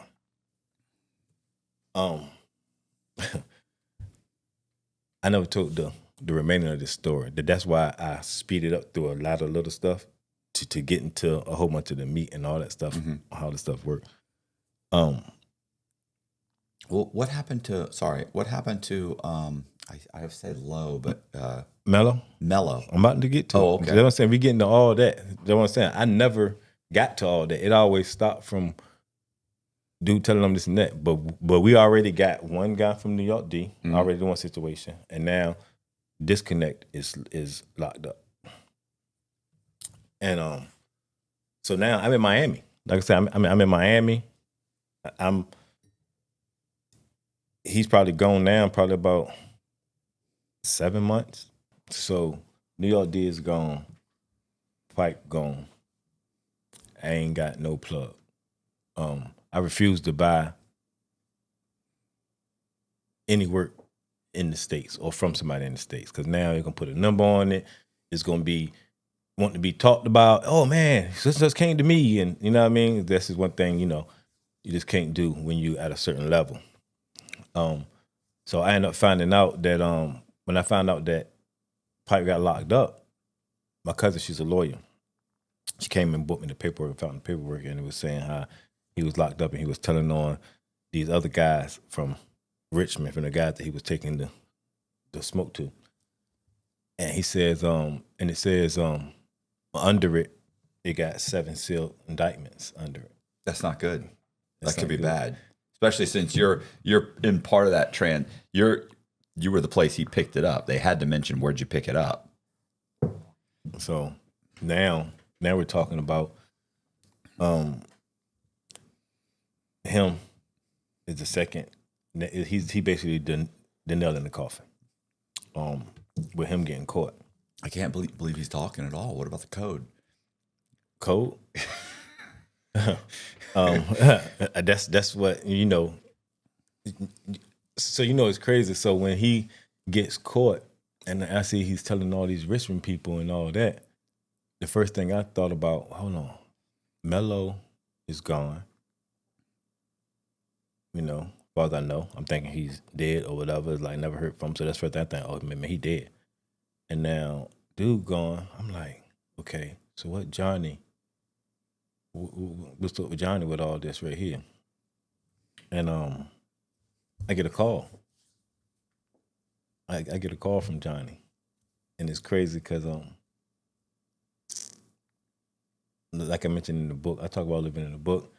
I get a call from him, and it's like I haven't talked to him or seen him since the first meeting that I went to. So I'm still thinking that, he's still the one behind it, all that. But he's calling me. He's calling me to check my temperature, basically. Yeah. I know dude locked up. I'm pretty sure he know dude locked up, right? Yeah. So he called me. He don't say nothing about being locked up with him. At the time, I probably owed about, I want to say like 600,000. I probably owed him 6 some change. And so I was already figuring I would get a call from him anyway with that. But he was trying to talk to me on the phone. And that's the first time that I got more conversation out of any one of them on the phone that they don't talk on. Mm-hmm. So that already threw me like, so see, I'm a funny guy. I'm gonna tell you right now, I'm like so burnt out. I'm so funny. It's like, and what I mean by funny is I'm a funny acting dude sometimes. When I feel like something is crazy or whatever, I'm like, hey, yo. So I'm already coming into a situation figuring that you on some bullshit. Yeah, you're kind of paranoid. Paranoid. You know what I mean? But I'm also thinking, like I said, he's going to call for that 600. But if he don't say nothing about that 600, I'm not going to say nothing about it. You know what I'm saying? So he never mentioned the 600. So he's like, hey, what's going on, amigo? I'm like, ain't nothing, man. I'm just chilling out. Oh, okay. Yes. He won't say like anything. And then he asked me, yo, you talk to, I'm like, no, I ain't talked to him in a while. Oh, he's like, oh, okay. Everything good? I'm like, yeah, everything cool. He's like, all right. Call me, this and that. I'm like, all right. I don't say nothing. He don't say nothing. My whole thing is, I ain't gonna hold you. I'm trying to keep the money. Mm-hmm. I've already went through went through that because like at this time, like I said, I'm still in Miami. I'm partying. I'm taking care of things back home. I'm still taking care of people. I'm still trying to, you know what I mean, living life. Mm-hmm. Dude, probably about a good month, 2 months after that, 2009 come up. I'm sitting back. I'm in Miami. Like I said, I got the high rise. It's the first. It had just been built. Right there off Biscayne. Right by Denny's. It's like a white building. It's red inside. Nice, sweet spot. So I'm on the patio. Me and another one of my cousins, and we smoking, just chilling, and I get a call. Hey, I don't know what's going on, man, but they just start picking up everybody. I'm like, what? Who is they? Yeah. Man, it seems like everybody out here. DA, such and such, this and that. I'm like, whoa. But now, remind you, during the investigation at the end, before what made me even get to Miami and staying there for about 2-3 months straight before they came and got me, I'm at home, right? And I'm riding around Virginia, and I'm starting to see people follow me. And so I'm saying like, oh, all right. So I'm trying to figure out what exactly going on. And so I spring into action. So I'm figuring that they coming to get me now. Because like I said, I'm in Miami. I'm not hiding. But I'm still trying to figure out who is they, right? So now, to just take you back 1 second, it was a point of time when I was actually waiting on something. I'm going back a little farther. A couple months before all of this, I'm at a Bayside High football game. That's the high school that I went to. I got kicked out of. And it's this cop. He was a cop on the block. He was a beat cop, right? When I was on the corner, I was a corner boy. Yeah. And we used to name our policemen. So you had Avery, Big Head, Shock Nose, the Littles, Coffee Break, Buffalo. Like it was a couple like Like we name them to identify, yo, who coming? Yo, shot nose coming. Yo, such and such, whoever pulling through. Because when they pulling through, we know who can get out the car or who ain't. So based off of which name they call, we know how we got to move. And is this one cop? His name was Buffalo. I used to see him all the time, but Buffalo he ain't getting out. Mm-hmm. And he actually used to be with this white lady. And I ended up seeing him. Fast forward, I ended up seeing him at the Bayside game, and he's sitting in back of me. And when I see him, I just know he's a cop. I don't need to be scared of nothing, right? This was the first time I knew somebody was following me. But before I got to that game, I'm riding, and I'm coming from my grandma's house, and I'm riding, and I see this car following me. I think he's following me. I'm like, man, this car's following me. So I go through this neighborhood through Aragona, and I come around the block, and I go down this street that I know for a fact that you're not going to go down. Like, there's no reason for you to even go down this street that I'm about to go down. And I see them stop, knowing they thinking the same thing. Oh, I can't go down that street, because if I go down that street, he gonna know I'm following him. So like a dead end? It's not a dead end, but you're just not going to, like, it's just an off street, that you just wouldn't go down. You know what I'm saying? Nothing down. There's just no through street kind of thing where it's like there's no. Yeah, so he sits there, and whoever was driving it sit there, and when I come out and I peek, he's gone. So I'm like, all right, cool. So I leave. So I'm like, maybe it's not. Because if he would have came down there, and I'd be like, oh, man, he's following me. Crazy to even think that, but still. So I go to the game. So now I'm sitting there, and I see the cop. So he see me. I look. I'm saying, he's like, hey, what's going on, Mr. Gonzalez? I'm like, hey, Buffalo, what's going on, man? He's like, ain't nothing. He's like, man, I heard you doing good with the music, with the rap stuff. And I was like, oh, yeah, thanks, man. Thank you. He's like, man, you need to come holler at me. You need to come sit down and talk to me. I'm like, oh, all right, okay. You know what I mean? I'm still looking at the game. So before I leave, he hand me a card. I look at the card. Look at the card. It says DEA. Well, is he now DEA? Yes. So he went from a beat cop to DEA. Okay, to DEA. So he's trying. That was an olive branch right there, bro. He was trying to help you. I don't want no olive branch. I don't want none of that. I don't do that. I'm like, nah. And I'm like, yo. Nah. Listen though. I mean, it gets crazy. He went out. Yeah, he definitely tried to stand it to me. Better to be a witness than a defendant. I just ain't gonna lie. I don't agree with that then. Right. And I don't agree with it now, right? But now it makes more sense. Now it makes after more. Your sentence? It makes more sense, right? But I just can't agree with going into notion of saying, oh man, I'd rather be a witness than that. Like, it's just my mind, I didn't come from that. You know what I'm saying? I came from, because the way I grew up, we all grew up so close and all that. It's like, it said that you can't tell on your friends. That's like, you can't, who you gonna tell? Like, I'm just with these people right here. I think the problem is, as you get older, you start to realize all these people that you felt you would protect slowly are dead, or they rat out everybody else that you know, and it's just not your turn yet, but eventually it will be. And then when they end up cooperating against you, you're going, I would have never done that. I didn't do that, but everybody else did. So the people you're protecting are ready to cut your throat. Hold on, but here's where I'm different, and my whole situation is different. Okay. Why it's quick for somebody else to say exactly how you saying it? Mm-hmm. It's quick for somebody else to say that, right? But not knowing that, no, that's not how we do. None of my friends is going to do that. They're going to protect me the same way I'm going to protect them, because that's where we came from. We don't do that on each other. I don't care.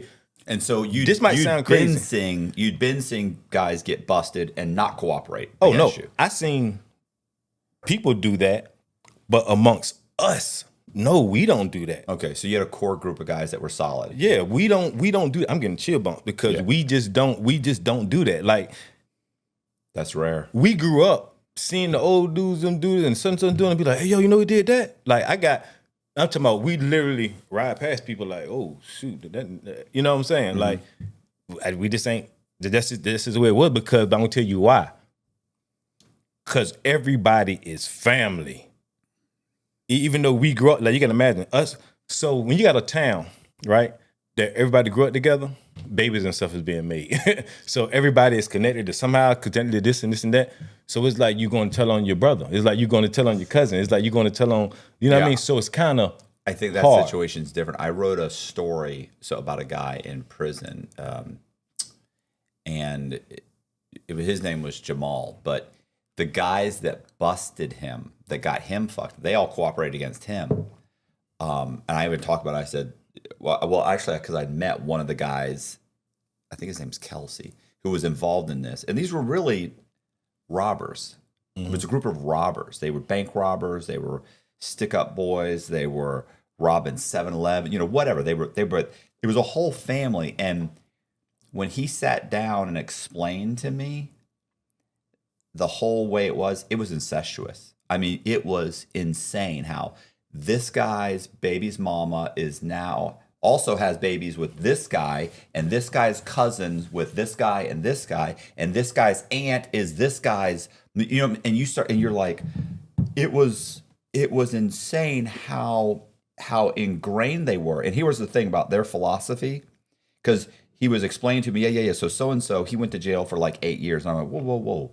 You just told me he robbed 4 banks. He did this. He'd been in a job before. How? He goes, oh, well, he cooperated against this guy and this guy and this guy. And I'm like, I thought you said these guys don't cooperate. He goes, oh, no. They don't cooperate against their family. He's like, you're fair game. Just like the guy Jamal that I wrote the story about. Mm-hmm. Jamal was a guy that they had helped them set up a bank robbery. They cooperated against him. None of them cooperated against anybody that they were connected with. They were family or even loose family. Like, I have a kid with this girl, and her brother does robberies with me, and I did this robbery with him. Okay, so what happened? Well, I can't he wouldn't cooperate against him. Why? Yeah. Because he's my baby's mama's brother. Yeah. And he's like, and then it's like, okay, but you said he has cooperated. Oh yeah, he cooperated against this guy from this neighborhood that he barely knows. And it's like, so it's what you're saying makes sense for these guys. It was insane because they cooperated against Jamal, the guy I wrote the story about. They cooperated against him, but none of them cooperated against each other. Yeah. But now peep this though. Now this is the crazy thing about it, and you probably would know. You probably wouldn't know to this. So now, I'm like, whoa. I end up going to get a room down Miami Beach on South Beach. From where I was staying. To kind of hide out or just to hide out. Okay. To hide out. So I got all my stuff in this one apartment. I'm talking about Pradas, flat screen TVs, leather couches. I'm talking about it's so much money into this that I got right now. You know what I'm saying? So I called my it was a guy in the music industry who I was cool with. He don't know nothing about nothing. You know what I mean? I called him. His name is Jay Ones. And I called him. I said, yo, Jay, listen, I need you to go get everything out of the house for me. He's like, go get everything out of the house. I said, yeah, go get everything out of the house. I said, I don't care nothing about it. You can sell it. You can just have it. I don't care nothing about it. If anybody I want to have it, it's him. You know what I'm saying? So he's like, all right, cool. Call him. Get down the beach. Now I'm trying to call people, trying to find out, what's going on, this and that. So they're telling me that they got my car on the they got my wife's car on the lift. They got I had one of my cars parked at an airport somewhere, the 550. And then when I landed in Miami, I hopped in the Bentley. I end up trying to get stuff in order, this and that. And then at the time too, I don't got no real money on me. Mm-hmm. I probably had I think probably about like $1,500 cash on me. You know what I mean? Because how I had all my money set up is different cribs, right? So my uncles and them was they used to lay carpet for a living. That was the family business, laying carpet. So I used to roll back the carpet in all my houses, and all like my grandma's house, my aunt's house. I roll all back the carpet because I knew how to lay carpet too. And I put the money right there under the pad. You know, a certain way I had it and all that, and I put the carpet back. So that way you just walking over money. So I had all that put up safe. You got to go through a lot to even get that. So I'm like, dang, I got money on the street. So I'm trying to figure it out. I'm like, man, I called my guy, Rolly. So it's this guy who he used to get me all my cars. Just the 745, the S550, the Bentley. And he used to work for this dealership like in exotic, he sell exotic cars up in New York. I got turned on through my accountant by the name of Burt Padell. So as he used to get me the cars for lease term. At the end of the term, I pay, it was like a balloon payment. I pay $1. Yeah. You know what I mean? Something he had going, he was smart at doing what he do. So I had got that Bentley from him. So I called him, I said, yo, listen, I got the Bentley. When they say that the people picking up everybody, I don't know if I'm indicted yet because I don't see nothing, but I'm pretty sure I am. Because once I start hearing that they start picking up, getting the cars and everything. So I'm like, man. You know it's coming. I know it's coming. So I called Rolly. I said, yo, Rolly, I need you to get rid of this Bentley, man. He was like, all right, cool. Where you at? I said, man, I'm in Miami, but I'm hot right now. He's like, what's going on with you? I said, man, don't even worry about all that. I said, I need some bread. I need you to come get this Bentley. If you can just give me something for the car, whatever, this and that. He was like, all right, I got you. He ended up sending me $100,000, right? But people, how he sent it. He sent it on a car hauler. On the same car hauler that business that I'm doing now, right? Right. He had sent somebody, because I was on the run. As I'm in Miami, I'm hiding out. So I end up having to go meet the guy so he can put the Bentley onto the 3-car hauler, right? And then the guy ended up giving me the money, cash. So now I'm sitting here thinking, okay, and then where can I go to? Can I get to Panama? Can I get to XYZ? Like I'm sitting trying to think like you don't want to deal with this at all. I don't want to deal with this at all. But then they say, oh, your indictment is going around in the whole city. Everybody reading your indictment is online. I'm like, yeah. Call somebody. They sent me a copy of it on my phone. We got a BlackBerry at the time. Right. I remember the BlackBerry, like the BlackBerry. So I'm scrolling through and I'm looking at so with the case, it's telling you certain people's statements and stuff. Right. But it's blacked out. So I'm looking at it and I'm like, okay, this person goes to the zoo talking to the people. This person, this and that, this and that. This person, I'm trying to figure out this person saying this. And I'm like, all this stuff don't ring a bell to me on who these people are, right? Because you would think because you're picking up everybody with me. So it ain't them, it ain't nobody on my case. Right. Because everybody's with me. And so I'm looking, I get down to the last one right here, and it says, goes to Phoenix, Arizona to discuss $150,000 debt. Right, what it said. So I'm like, oh, I know who that is. That's Pipe. Keep on reading. Such. Had he been picked up? Yeah, he was already picked up. Oh, okay. I'm talking about the one who had. So Pipe was Johnny's partner. Okay. That's the one. Yeah, he was the other one that was there, sitting there at the table in the restaurant. Yeah, and that's the main one who I was dealing with. I didn't know if he had been picked up prior to that, and because an indictment, somebody got picked up. They then brought the indictment.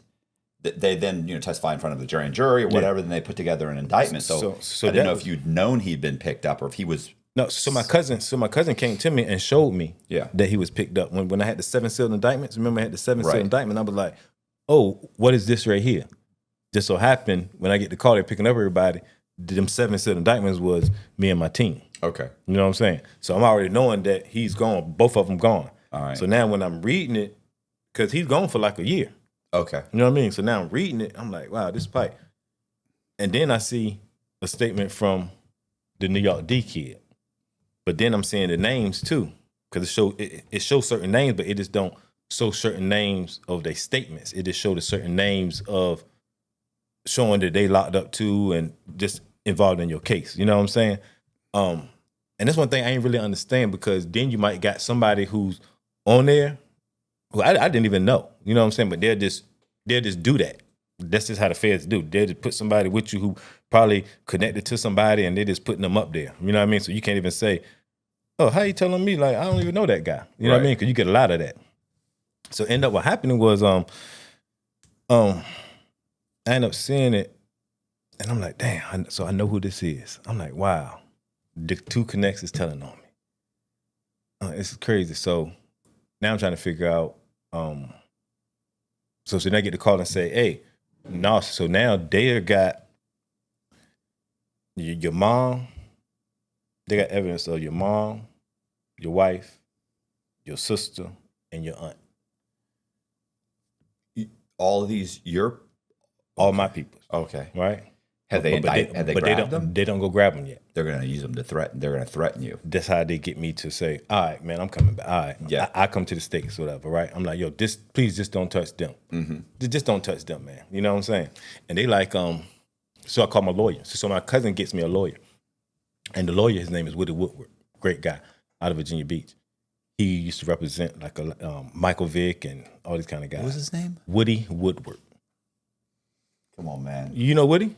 No, I don't know him, but listen to his name, Woody Woodwork. That's his name. Woody Woodward. Woodward. Oh, okay. I thought it was Woodwork. I was like, are you serious? Like, his parents have a sense of humor. Okay. So, great guy. So he, I ended up calling him because my cousin said, yo, call this lawyer right here.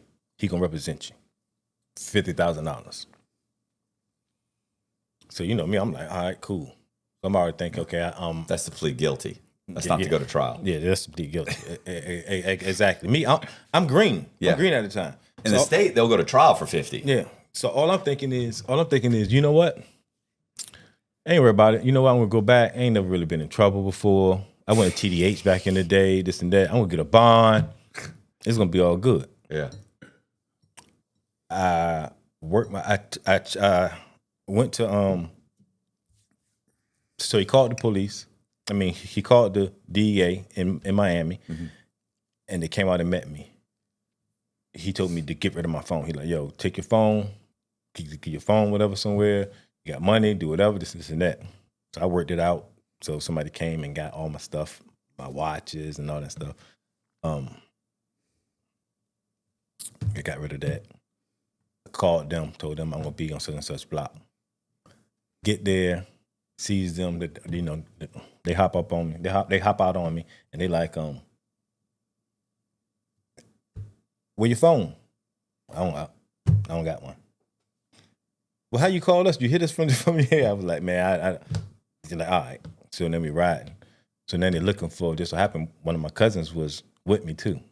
He's on my case too. Mm-hmm. The whole time he's thinking, oh shoot, anybody saying my name? Like, he thinking he's just good. They're coming to pick up my Uncle Tony here. Yeah. So soon I get in the car where they say, hey, what's such and such at? I'm like, I don't know. So they already know, you know what I mean? Because the flight log and all that, me and him flew out there and all, like they know that we stay together and all that stuff. So he ended up, so as I go into the federal place in Miami, they give me a Miami number right then and there, 004. Mm-hmm. A Virginia federal number is 083, I think it is. 083 and 084, one or two like that. Mine's 018. Yeah, so now I'm checking in, and I got a Miami federal number. So I already got my number already, because I'm in the Fed. Yeah. So I get in there, and next thing I know, I see my cousin. He come on in. They bring him in. They turn himself in, whatever, too. Turn himself in. Now I'm getting back to Virginia, right? So they transfer me back to Virginia. It's the first time I'm going on an airplane, and you know, I go through Oklahoma, going through the whole transit thing. So they finally get me back to Virginia, and they take me to regional jail called Suffolk Regional Jail. Suffolk Regional Jail is the home of people hopping on your case. Okay. Like, I don't like, you understand, I'm green to all of this stuff. So then people say, hey man, don't talk too much about your case, don't do this, don't do that, and this and that. I'm like, why don't I do that? This and that. Like, nah, man, you got people in there who been in Suffolk jail, and that's what they do. They're jail inmates waiting to go up the road, but they don't never go up the road. And what they do is sit there and wait for all the federal inmates to come in. They put them in these blocks, and they got the state guys who sit back, get cool with you, overhear something, this and that, write the DA to hop on your case to get their state time down. State time down. Like, how do you state time down? Like, that's crazy. Crazy work. In Miami, there were guys that were getting just, decades knocked off their sentence just by jumping on guys' case. There were guys that were, they'd find out anything about your case, and they'd go from one case to another case to another. It wasn't like, hey, I got one case, okay, I got 10 years knocked off, and now I'll go to prison. No, they would be a witness on multiple people's cases, and they just never end up leaving the jail. Yeah, it's crazy. So, so I get in there, and the block they put me in, the first block they put me in, I remember it's so crazy because I got a bad memory, the worst. I smoked too much. Mm-hmm. The worst. But I remember the block that they actually put me in because it's crazy. They put me in the C block. C block was you had the yellow that was violent, but C block was the most like higher up than different, blocks or whatever. Get in C block, first person I see, New York D. He's in C block. So I walk in there, and so they put me in this block. Bottom line, I ain't even gonna hold that story up too tough. I wrote myself out the block, right? Right. Because as soon as I get in there, first thing he started talking about, but I start hearing about, which I already knew, he telling on me. So I'm sitting here like, how can you put me in this block with this guy who's telling on me? And I ain't gonna hold you. He was a big stocky dude.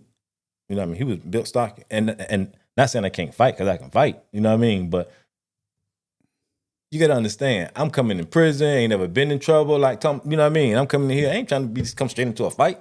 Right. Because I'm green. Like, my mind just isn't on that right there. So they didn't have a separate on you?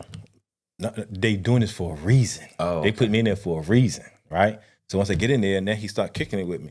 Hey, man, so, yeah, man, I know you're not this gang work, man, bro. I ain't mean nothing by that, man. But they had me, so he was explaining to me and stuff why he's telling you he's cooperating. Like, he's telling you But his name is on my stuff. Well, I know, but he doesn't know that you know that necessarily. He got to. Okay. Well, he had, like, the word is out. Obviously he did. yeah. So he says, telling this and that, and he says, yo, they got me testifying against JB. So I was like, yeah. So he's like, yeah, you should hop on that with me. I say, man, what? Man. That same night, wrote myself, came next day, pack it up, Gonzalez. Moved me to another whole block. I don't want nothing to do with you, dude. I don't want nothing to do with that. Boom. Newspaper come out in Virginia. I can't remember exact word for word, but I'm gonna give you the sum of it. It says, Kingpin, which is me, was getting 30 keys a month from source JB. That's what the meat of the thing said. So now people in Virginia are like, oh, who is JB? Nobody knows who JB is because it's so crazy because now they're trying to figure out all different initials and stuff from who is JB. And now they're saying, oh, he's telling. They're saying I'm telling because it's saying I'm getting 30 keys a month from JB. So who is saying that? Who's saying who said that statement right there? Right. You know what I mean? So everybody looking at it like, dang, man, you telling on your source JB? Right? That sounds like JB might be telling on you. Could be. But they don't know. Either way, they'll always jump to your snitching. Of course. That's just on top. So it's like a bunch of old fucking ladies. They love to gossip. Exactly. So I'm seeing this and I'm in prison looking at this. So now guys, I'm looking like, oh man, he's telling. You know what I'm saying? He's telling, I'm telling. Knowing that I just seen the guy, New York D, telling me he wanted me to hop on the case with JB. I'm saying like, yo, the government is like, they setting me with the newspaper. They all in it together. They setting me up. You know what I mean? Because they thought I was gonna go ahead and jump for that right there. Mm-hmm. But remind you, I'm still thinking, one, that I'm gonna get a bond.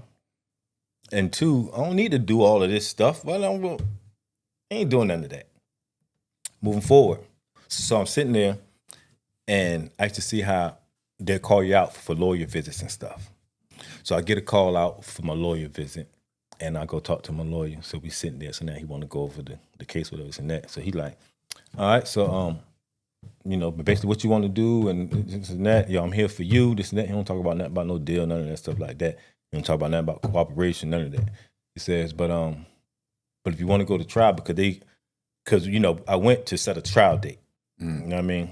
And but he tells me, he says, they want to talk to you, though. They want to talk to you. I said, talk to me about what?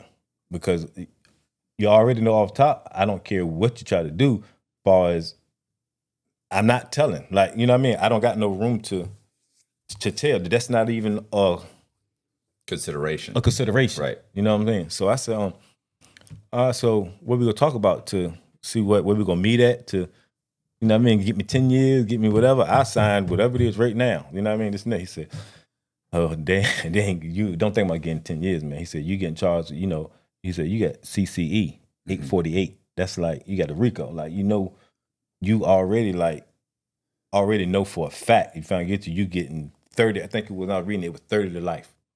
Now, you know how that goes based off of your trouble and all this and all that. So I'm already like, okay, well, I'm gonna be good. I don't got no record. It's still 30. Yeah, but I'm just thinking I'm just gonna get 10 years some kind of way because I don't got no record. I don't know how you're gonna look at it, but I'm thinking my levels, this is before I did my PSI on that, my levels is gonna be down enough. But no, he like, yeah, do you know what make it go up? In the newspaper it says $10 to $20 million drug ring, brother. Them drugs is piled on, so that weight takes your category up. Mm-hmm. You know what I mean? So them two guys right there, I'm like, yo, well, they the kingpins. He's nah, brother. They made you. Yeah, you're the kingpin. The kingpin. Even though you getting drugs from however it is, they just made you a kingpin by the amount of drugs. That's where they get that from. I'm like, damn. So I'm like, so if I go to trial, what leg do I have to stand on? I'm just being real. Like, what leg do I have to stand on? He says, man, I'm gonna tell you the truth. Just like you said, this 50 is to go to trial, then we got to do such, this and that. And he says, but I want to be prepared. The only thing I figured that we can go in and do is try to chase the money and saying that you had enough money and then we could try to figure it out, that angle and the whole nine. I said, I'm like, but he like, but the reason why I'm calling you down here though is because they still thinking about indicting your family member. So you don't have no kind of leverage at all to be talking nothing unless you go ahead and you want to fight this. And I said, well, my mother and my aunt is the only ones who really like hustle. I said, my sister and my wife, they don't know nothing about drugs, being around drugs. Like, the only thing my wife even did, or probably my sister, was count my money back in the day, this and that. But they don't get into that. Yeah, that doesn't matter. Yeah, but yeah, and I can't just fight just for them to. You're on the misconception that it's fair. Yeah, and that they're concerned about justice. That's not what they're concerned about. Exactly. They want to win. That's the key word. They want to win, right? Mm-hmm. So now I'm sitting back and I said, so you mean to me I got to fight for my life then? He says, yes, you got to fight for your life. And he said, and I'm going to tell you this right here. He said, you could be in for a fight if you want to go to trial. I said, well, what do you recommend them doing? He said, I'm going to tell you this right here. He says, they want something. I said, well, what they want? I said, because I ain't trying to tell them nothing. He said, I don't stop you right there. We already been down that line with them. We don't got to worry about that right there. He said, because they don't want nobody under you. He said, you can't do nothing for them going to get nobody under you. Then plus on top of that, everybody who's under me is locked up with me already. They already cooperated too. They're already cooperating against you. Well, like I said, right? None of my friends, all my people we don't do that. Okay. We don't do that.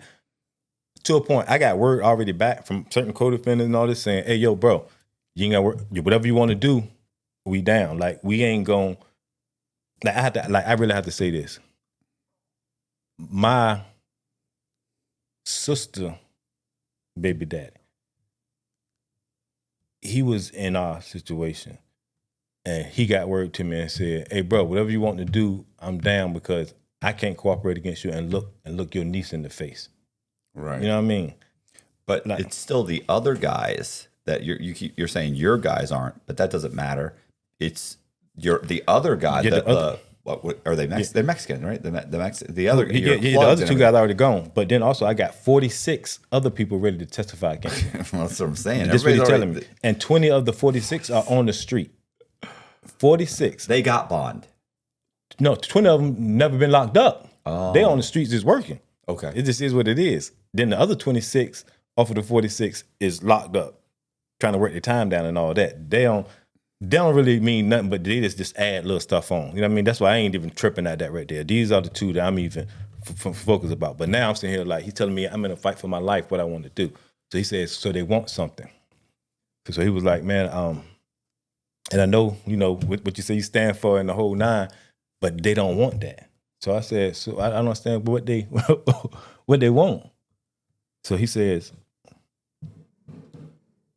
on this right here, he got the paperwork out, and he said, this right here, this guy right here, because he asked me, do I know anybody, do I know any of these guys and all this and all this? So when I'm telling them, and I'm like, yeah, this right here is such and such, and this right here is such and such, and I know this is here, this and that. So he says, okay, so for that for that meeting that you went to Phoenix with, right? Was that guy the only one at the meeting? I said, no, he wasn't the only one at the meeting. And they says, well, you need to think about something because that's who they want. They want the other guy who was at that meeting. And I said, all right, well, how am I going to get him? Like, I don't, you know what I mean? Only thing I can tell you is the guy who just told on me, which is his man, he the one who giving me the drugs. He's like, yeah, but if he was at a meeting, what part did he play in that? I said, I take it that he was the man. He was like, so that's what I'm saying. So he told about this meeting, right? He didn't tell about his friends, so they think, but the government already know about it because my phone tapped in the whole nine, so they knowing everything. You understand what I'm saying? They ain't letting him know that they even know about Johnny. Right. They don't let him know that, but they know about Johnny. He only worry about giving me and my family up. He gets 10 years. Pipe gets 10 years. So my lawyer say, listen, so this guy right here, he got 10 years and whatever, this and that. And they said, so I said, so how can I, because I didn't physically deal with him, but I dealt with him. He was like, no, you just need to just tell about the meeting. Mm-hmm. You tell about the meeting, that's what, what you got going for yourself. I said, so let me tell you, if I tell about the meeting, they won't bother my family and stuff. He said, no, I get them to give you immunity. I get them, all the women, we get all them immunity. I said, okay. So I said, so that's all I got to do is just tell about the initial meeting. Right. He said, yeah, that's all you need to do. They already know who that guy is. They already probably got a whole fucking thing on that guy. They just want another nail in the coffin. So I said, I'm like, shit. I'm like, damn right. I'm in the fight for my life. I said, so I look at it like this too. And at the time, what even made me make my decision? People try to apply rules for something that's wrong. You can't have something that's all wrong, and you say, you know what? I'm gonna put some right rules into a wrong situation. That just sounds crazy. So how do you supposed to do that? You know what I'm saying? So then I sat back and said, all right, this guy think I'm gonna let you do all of this, and now I'm supposed to honor a code to say, you know what? We're gonna send everybody to prison. I'm gonna go to jail. So you can get out after your 10 years and you can go back with Johnny and y'all gonna be this happily ever after selling drugs again. Well, I'm gonna be in there for a code? Nah, you ain't my homeboy. You ain't my homeboy, none of that. It's called war for a reason. It's called a fight for your life for a reason. Right? So, boom, I told them, yeah, cool. So they bring the agreement down. I came back then, like probably about 2 weeks later, this and that. And he sit back and he write it all down to me, this and that, and saying, yo, you ain't promised nothing. Miller said, you ain't promised nothing. You ain't promised anything. All you do is sign. They're going to put in the paperwork, immunity. As long as your mother don't go out there and sell a rock after you sign this paper or, sell coke after you sign this paper, she going to be good. Everybody going to be cool.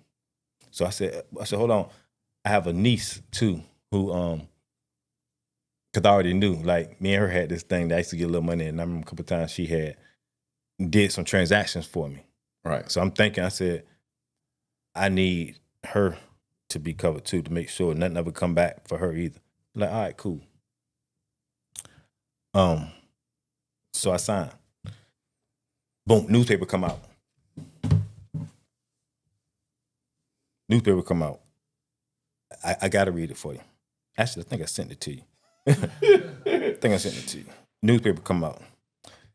Says, drug kingpin Anthony Gonzalez cracks an unusual deal with federal prosecutors Tuesday in exchange for his guilty plea. Prosecutors promised not to charge 4 family members in the $10 million drug conspiracy that Gonzalez oversaw. Gonzalez, the former manager of the rap duo, who once owned the dysfunctional Virginia Beach nightclub Encore Lounge, is also expected to get a deal that will spare him a prison life sentence.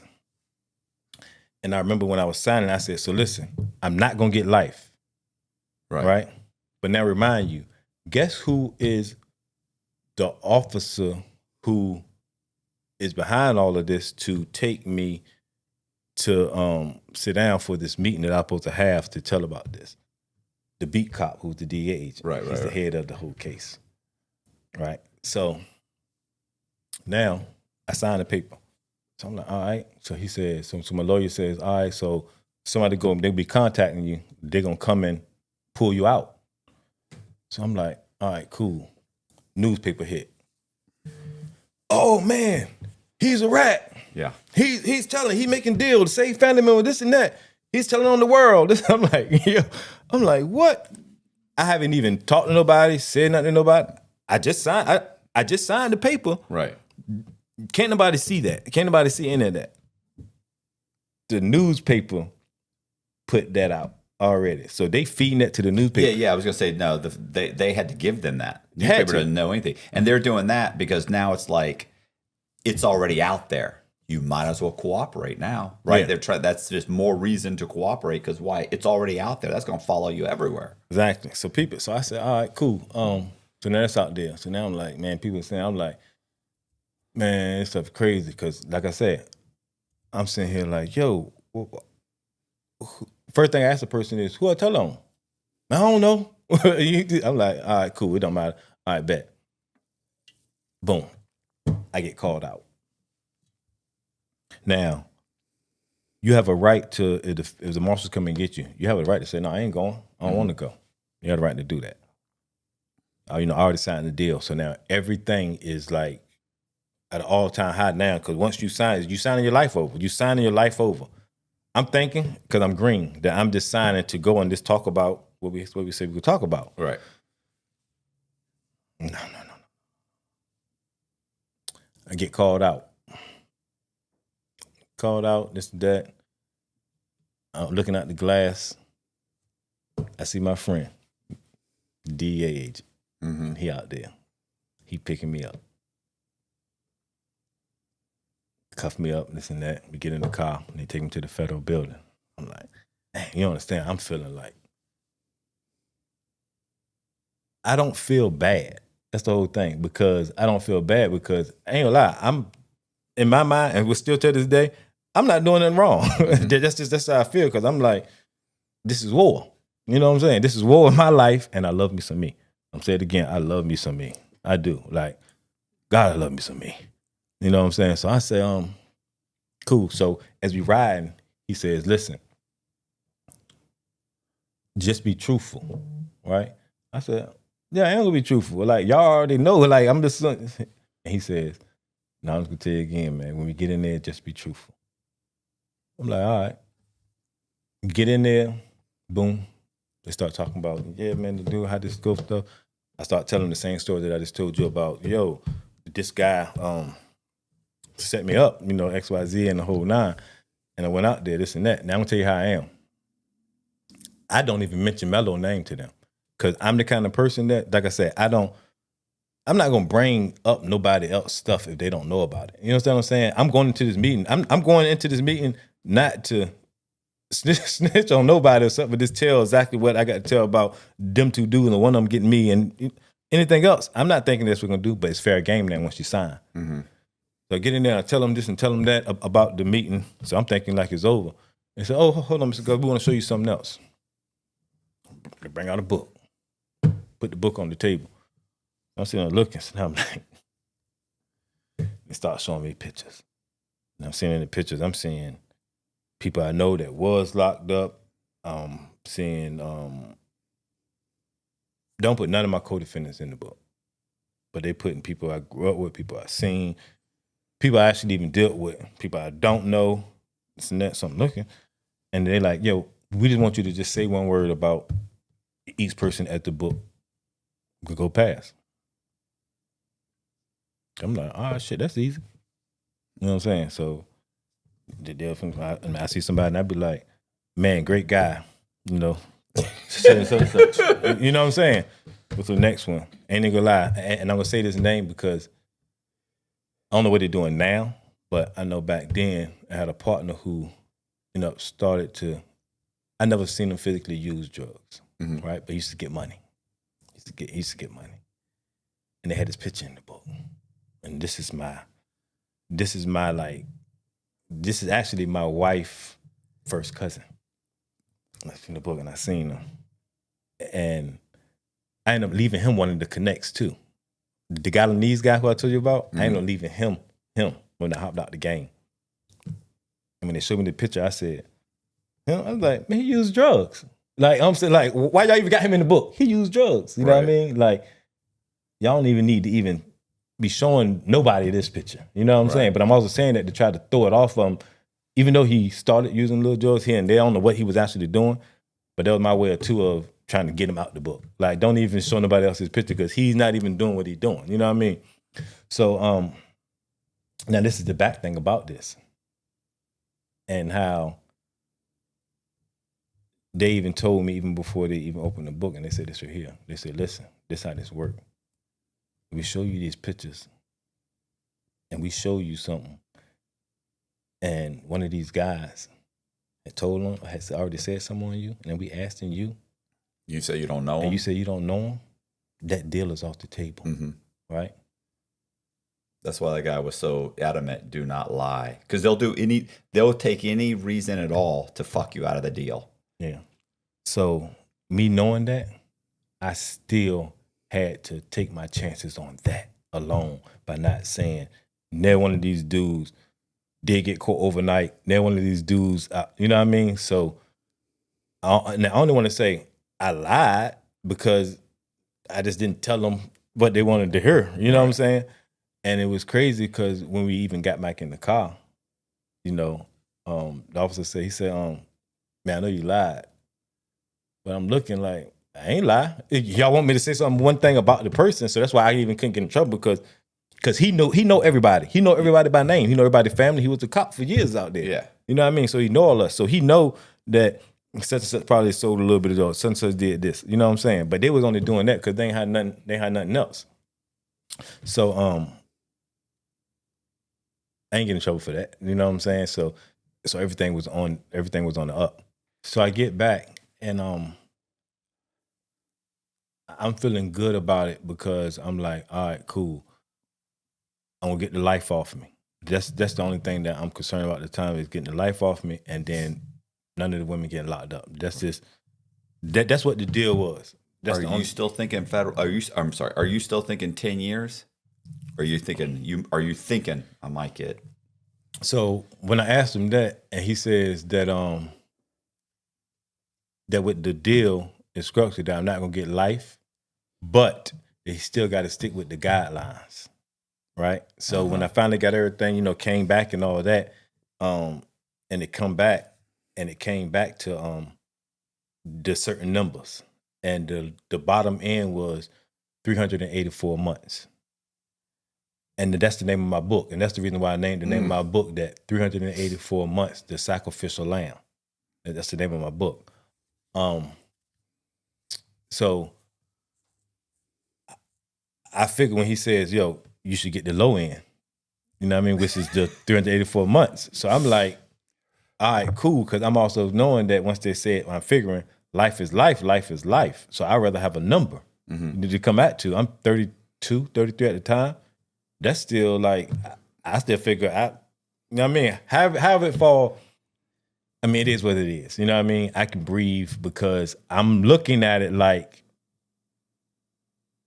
I'm not gonna be looked at. Just I'm thinking I'm not gonna be looked at as a snitch or a rat. Definitely not. I shouldn't be. That's what I'm thinking anyway. You know what I'm saying? But stuff just don't work that way. You know what I'm saying? But then I'm like, all right, I can sleep good at night knowing that they gonna be good. If you sleep hot at night, you know how disruptive that can be. Whether you're having trouble falling asleep, you're waking up sweating in the middle of the night, or all of the above. That's where Ghost Bed can help. As the makers of the coolest beds in the world, Ghost Bed is your go-to for cooling mattresses, cooling pillows, and cooling bedding. From their signature Ghost Ice fabric to patented technology that adjusts to your body's temperature, every Ghost Bed mattress is designed with cooling in mind. So whether you want a plusher mattress that cushions your shoulders and hips, or a firm option with exceptional support, your Ghost Bed will keep you cool and comfortable all night long. When you purchase a Ghost Bed mattress, your comfort is guaranteed. You can try out your mattress for 101 nights, risk-free, to make sure it's the right fit for you. Plus, they offer free shipping, and most items are shipped within 24 hours. If you're not sure which Ghost Bed is right for you, check out their mattress quiz. You'll answer a few questions and get a personalized recommendation. Even better, our listeners can get 50% off site-wide for a limited time. Just visit ghostbed.com/Cox and use the code COX at checkout. Again, that's ghostbed.com/Cox with the code COX at the checkout to save a whopping 50% off site-wide. So now I end up getting sentenced. So I go to court, and judge come back, 384 months, right? So when I even saw it, I'm like 384 months, and I'm looking up, and it was like fog. Even though I remember seeing the numbers and saying, yeah, he give you the low end, and I saw all of that, it still didn't hit me. He said 384 months. I'm still thinking, okay, 384 months. Yeah. 384, like months. I ain't thinking that. I look back at my wife, and she got a calculator. She like, I'm looking like, what? 32 years. And I remembering the judge when he get to me, and I'm leaving out of it, I'm going back, and everybody's, it was like a club scene. People like, we love you, Geezy, because people call me Geezy. Mm-hmm. We love you, Geezy. And I'm walking out, and I'm like, as soon as I turn the corner, crying. I'm like, man. And that was the last time I seen my lawyer. We go in the room, and he's like, yo, how you feel? I'm like, man, like, this is crazy. And he like, man, just everything is good, man. Just be patient. That's what he said. You just be patient. I'm like, just be patient for what? Like, what the? He like, then listen, just be patient. I'm like, I don't know what the hell that means. He means wait a year so you can't file a 2255 against me. Yeah. So I'm like, dang. So now I'm thinking, okay, well, am I gonna be able to get back any kind of way? And they're like, you pled guilty. You signed guilty. You ain't getting no appeal or none of that. You know what I mean? So that would be the only way that I would have to go, right? So I'm like, man. So now I'm trying to get my mind wrapped around this whole 32 years thing. Boom. One of my homeboys. So I ended up staying in the county for 18 months. I'm feeling like y'all trying to put me on some Suffolk type, from Suffolk, people staying in there, right? So I'm like, wow, I'm here for 18 months. Yeah, usually within 2 weeks to a month, you're on your way to your destination. Exactly. Boom. Homeboy. What year was this? 09. Yeah, you should be gone. No. I was thinking maybe it's COVID but no, okay. 09. So I said, so I get a homeboy. He come back from court. He go to court. Because I end up going from Suffolk to Chesapeake. I end up ready to get in a fight with some guys, right? And it's so crazy because this was the reason I ready to get in the fight, the same reason what I'm going into. They sent me over to Chesapeake. And so now I'm over there. And one of my homeboys, he goes to court. He come back. He says, hey, man, they picked up Big Daddy. I said, they picked up Big Daddy? He's like, yeah. I'm like, wow, that's crazy. They're getting, they're screwing up all the big time, you know, because it's like it was a couple of guys out there, like it was about 3-4 crews that was out there in Virginia who was getting it. You know what I mean? I wasn't the only one who was getting it. You know what I mean? I probably was the only one who was getting it for cheaper or from another, you know what I'm saying? Like country, however, this and that. But they was getting money. You know what I mean? And so the guy Big Daddy was one of them. He used to cook. That's why they call him Big Daddy. Pause. So he had restaurants and stuff. So my guy says, yeah, they picked up Big Daddy, man, and his son and his wife, his girlfriend, whatever. I was like, oh wow, they physically got her? They're like, yeah. I'm like, oh my God, I'm glad that they ain't take my wife and put her in, you know what I mean? Yeah. I'm like, yo, I said, well, I already know what he about to do. You know what I mean? It's the first thing I say. And he says, man, it's crazy because he said, you told on him. I said, man, the fuck out. I said, man, it's crazy. Like my man can like this is real. I said, told on him. I said, I never dealt with him. Right. I said, you know, I said, bro. He was like, man, he said, man, that's what I know, man. It's crazy because he was even saying that. He was like, I never dealt with this man. And I said, well, he told you that? He said, bro, I saw your name on his paperwork. I said, man, get the hell up out of here. You couldn't have seen my name on the man paperwork because I did not deal with him. And I'm not going to lie on nobody like that. That just don't sound right. He was like, I'm just telling you. So I'm like, man, that's crazy. And Boom. you're sitting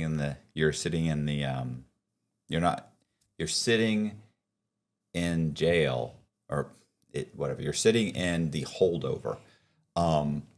So there's actually a term for what they're doing with you. It's called, it's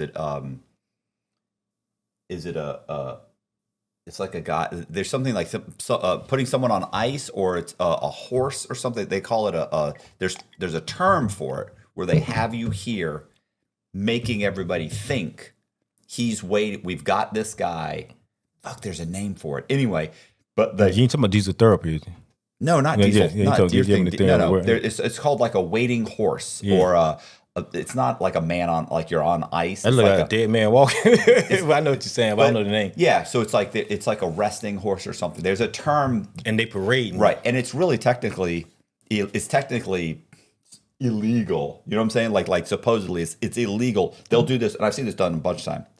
They'll bring you back to court, even though they're not going to use you, just so the person going to court knows they brought this guy back. He's in the county jail waiting to testify. And they'll tell him, Your Honor, we're waiting. We've got Mr. So-and-so we brought him back from the BOP or from prison. He's in Hillsborough County waiting to testify. And these guys can find out, oh, he is there waiting. They did bring him back. And they're like, Your Honor, I'll plead guilty. Yeah, exactly. Do you see what I'm saying? They're using methods. Yes, no. So Okay. that's what they're doing. That's why you never got sent away. That's why I they never know got they're sent gonna away. use you There you probably go. in multiple trials. You probably don't even know. Yeah, but they can't use me because I never dealt with them. Doesn't matter. It's a bluff. Exactly. It doesn't matter. That's what. See, you're smart. You know what I'm saying? You are smart. Even with me telling you that, and that's what I'm getting at. You already put it together before I even told you. But I'm sitting there at the time confused. I'm like, why the hell I ain't going the road yet? And now he come back telling me I'm on somebody's paperwork that I never even dealt with. So now, And this guy, even though he knows I never dealt with him, he can't say anything. That's not what he's thinking. He's thinking is this motherfucker's going to get on the stand and lie. Yeah. Yeah. So I'm like, wow. So now it's going around town that, oh, I'm still in prison, like you said, and I'm on Big Daddy case because he's saying, yo, this guy, this and that. And I'm like, Oh, wow. and it's been in the newspaper. There's all kinds of shit. Man, I'm looking like, that's what I'm saying. That's why I'm like, man, my name, I'm like, man, this is crazy, right? It's horrible for you, but the U.S. attorney he's playing chess. You know what I'm saying? Like he's moving the players around. It's horrible for you because it's Yep. fucked up because It gets you're in a bad worse. situation. But wait, it gets worse. Two more of the same crew, two more different crews who was getting work around the town. Picked them up too, put my name on their shit too. I'm like, yo, I got to get in touch with Buffalo. I need to find out like what the hell is going on, this and that. And I'm still in the county. I get in touch with him. I call him. I said, man, listen, man. You told me I was gonna be all right. I was gonna be cool. This all I had to do. That's all they wanted. This and that. And now y'all making it look like I'm this other person that I'm not.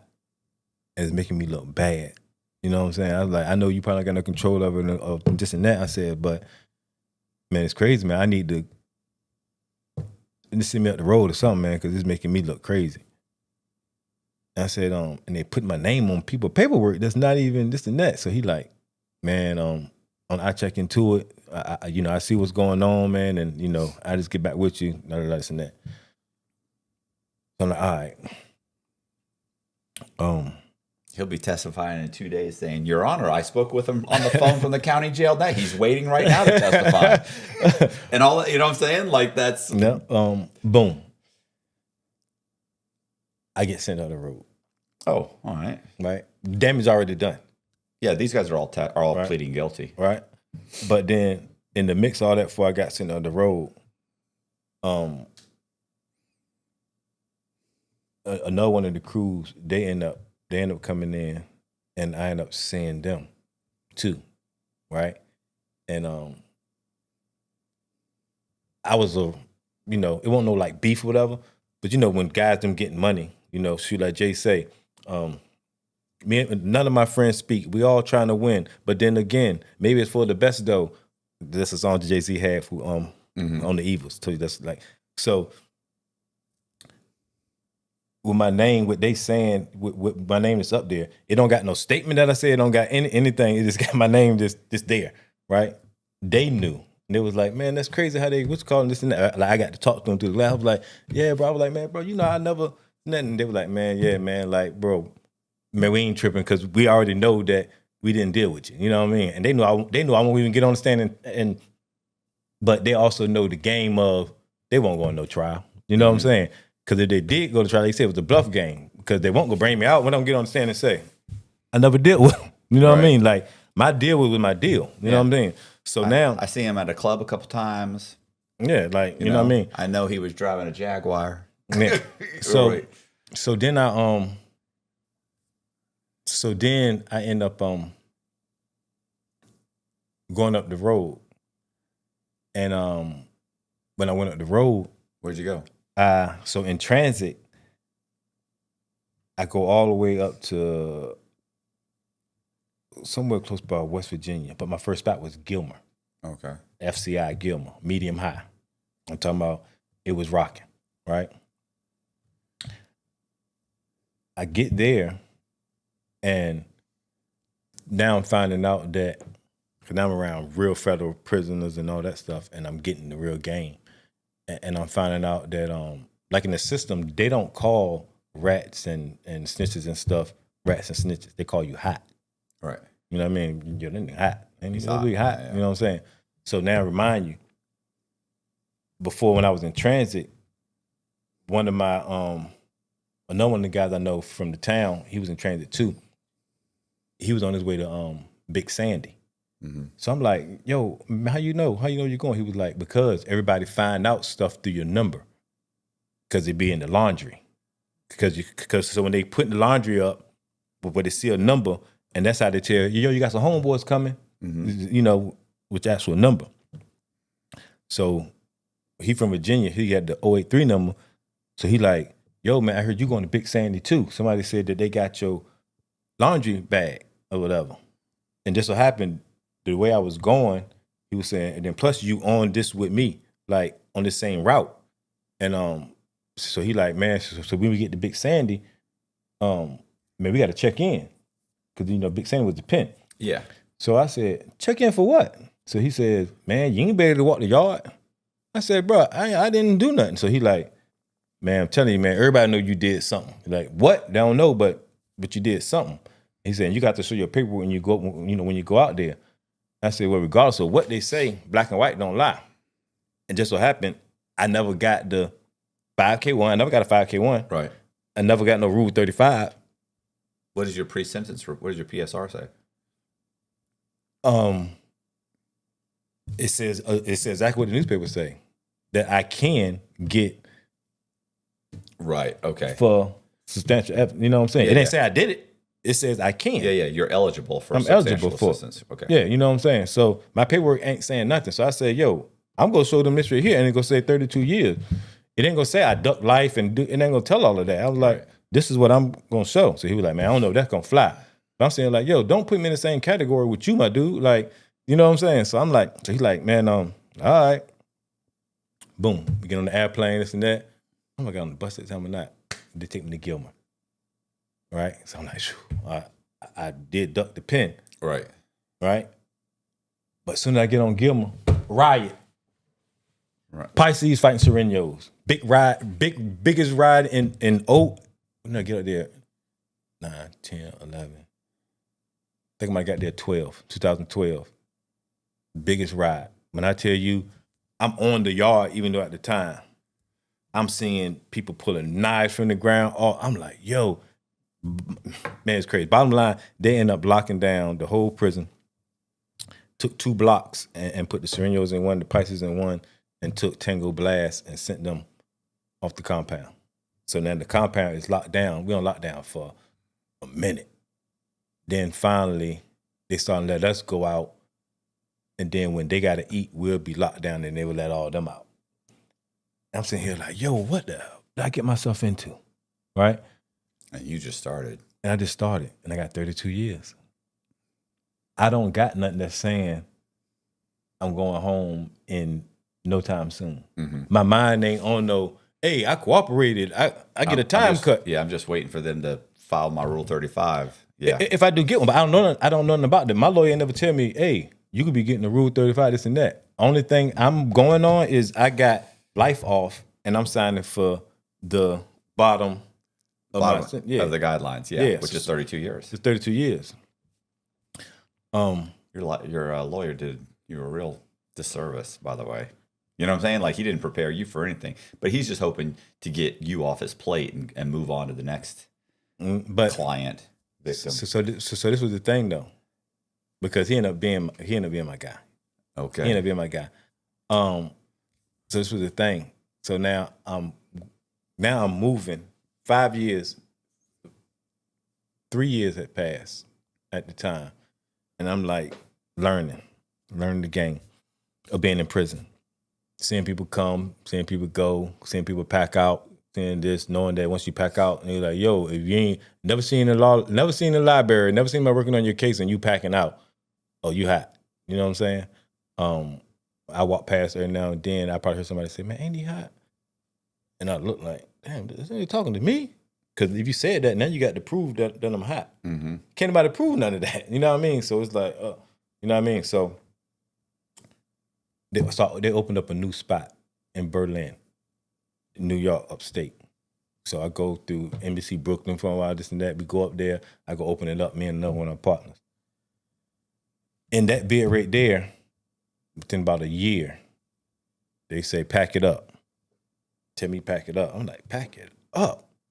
This 5 years later, I'm in 5 years. I'm like, where the hell I'm going?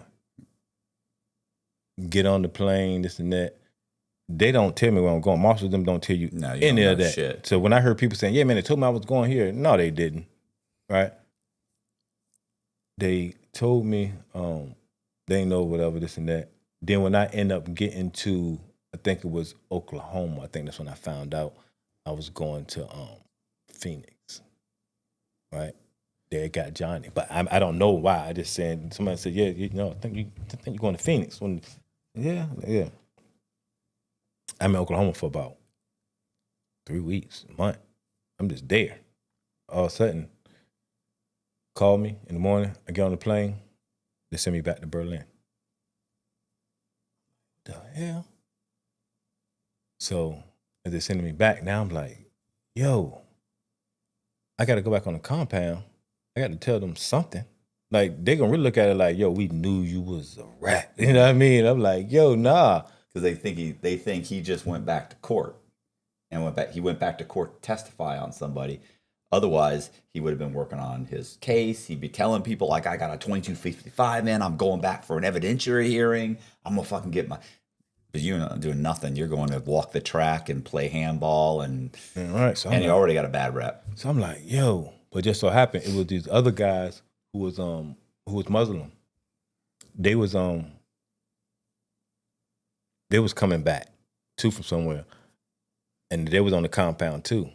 So they end up working out a story, and I'm listening to them, and they like, "Yo, bro, we ain't going back out there." That's what they said. They said they ain't going back out there, so they gonna tell the Muslims them something or whatever, so they won't have to put them back out there, and they end up getting shipped or whatever. So I'm like, well, damn. I'm like, well, I don't want to go back out there either, but I don't want to go because I'm not Muslim. Even though I had practiced one time, I took my Shahada way before. You know what I mean? That was just something I was going through. Like I said, 5 years, I was Rasta, I was Muslim, I was Catholic, I was everything because I was trying to figure it out for them 5 years. I'm like brain dead. It's like crazy. It's like, man, like I'm about to go to 32 years. But one thing about it, I love me some me, like I told you, so I ain't gonna kill myself. You know what I'm saying? That's my first time. This is crazy. My first time ever beating my meat. I turned 33 years old and I went to prison. My first time ever pleasing my damn self. Right? Okay. So I'm getting my mind right for that. You know what I'm saying? And I've been with my wife since I was 17. You know what I'm saying? All this stuff going through my head, and I'm like, yo. And when I get back, but they tell me, hey, you can't go back out there anyway. I'm like, what? They're like, yeah, you can't go back out there, and you got a time set up for a lawyer call. This is the cops call? This is the guidance counsel, the counsel whoever it was, whatever. You know, when I end up getting back, so they come and see me and like, yo, we got to put you in the hole. I'm like, why you put me in the hole for? He said, because you got some stuff going on with your case. Your lawyer wanted to talk to you. Mm-hmm. So the thing is, they can't put me back out there because if something working my case and my time change and my points, because I already don't got no points. Mm-hmm. Like my points is camp points. I just can't go nowhere because of the drug weight and all that. Right. You know what I mean? And you got too much time. And I got too much time. Once that change, and if I get in trouble, I mean, and somebody come and harm me or whatever, now I can sue them because I should have been in a fucking camp. I should have been out of camp. Yeah. So they wouldn't lock me. So they wouldn't put me back out there on the compound. On the compound, put you in the hole in the shoe. Put me in the shoe. So I was hearing, oh man, that dude checked in. I start hearing, I told on the Muslims. You know how prison is, man. Man, I told on this dude, and I'm like, yo, that's crazy. Cool. End up talking to my lawyer. So he says this right here. He says, listen. He says, they had you going out there for Johnny, right? But he pled guilty. But Johnny been pled guilty, but they already had it set up. So before he did plead guilty, to already send me out there to just broadcast, how you said, to just show me, like, yo, if you go, we're going to have him up there. That's your nail in the coffin. You know what I'm saying? Me, you know what I'm saying? But I never made it out there. But in the book, it's crazy because I just explained a little story with that or whatever. But so he tells me, so he says, so they already agreed to give you a 50% cut. So I'm like, what? I'm like, yeah, right? 50%, right. Yeah, 50%. So he like, yeah. And he says, but I'm giving it back. I'm shooting it back to him. I said, you shooting it back to him? I'm like, well, what that mean? And he says, I forgot the name of it. There's a certain term for this too. He basically saying, I don't want what y'all offer me. This is what he told the DA. I don't want what y'all offering. I don't want what you offer my client. Right? He says, because even though he signed back then to help y'all out, right? I mean, to say, to tell you about the meeting or whatever, he didn't sign up for the whole thing about if dude go to trial and all this and all that. Even though I signed this, but I can get up there on the because I'm already got my sentence and all that. I don't have to even go and say, oh yeah, Johnny did this in the meeting or the meeting in the whole night. I don't got to do that now.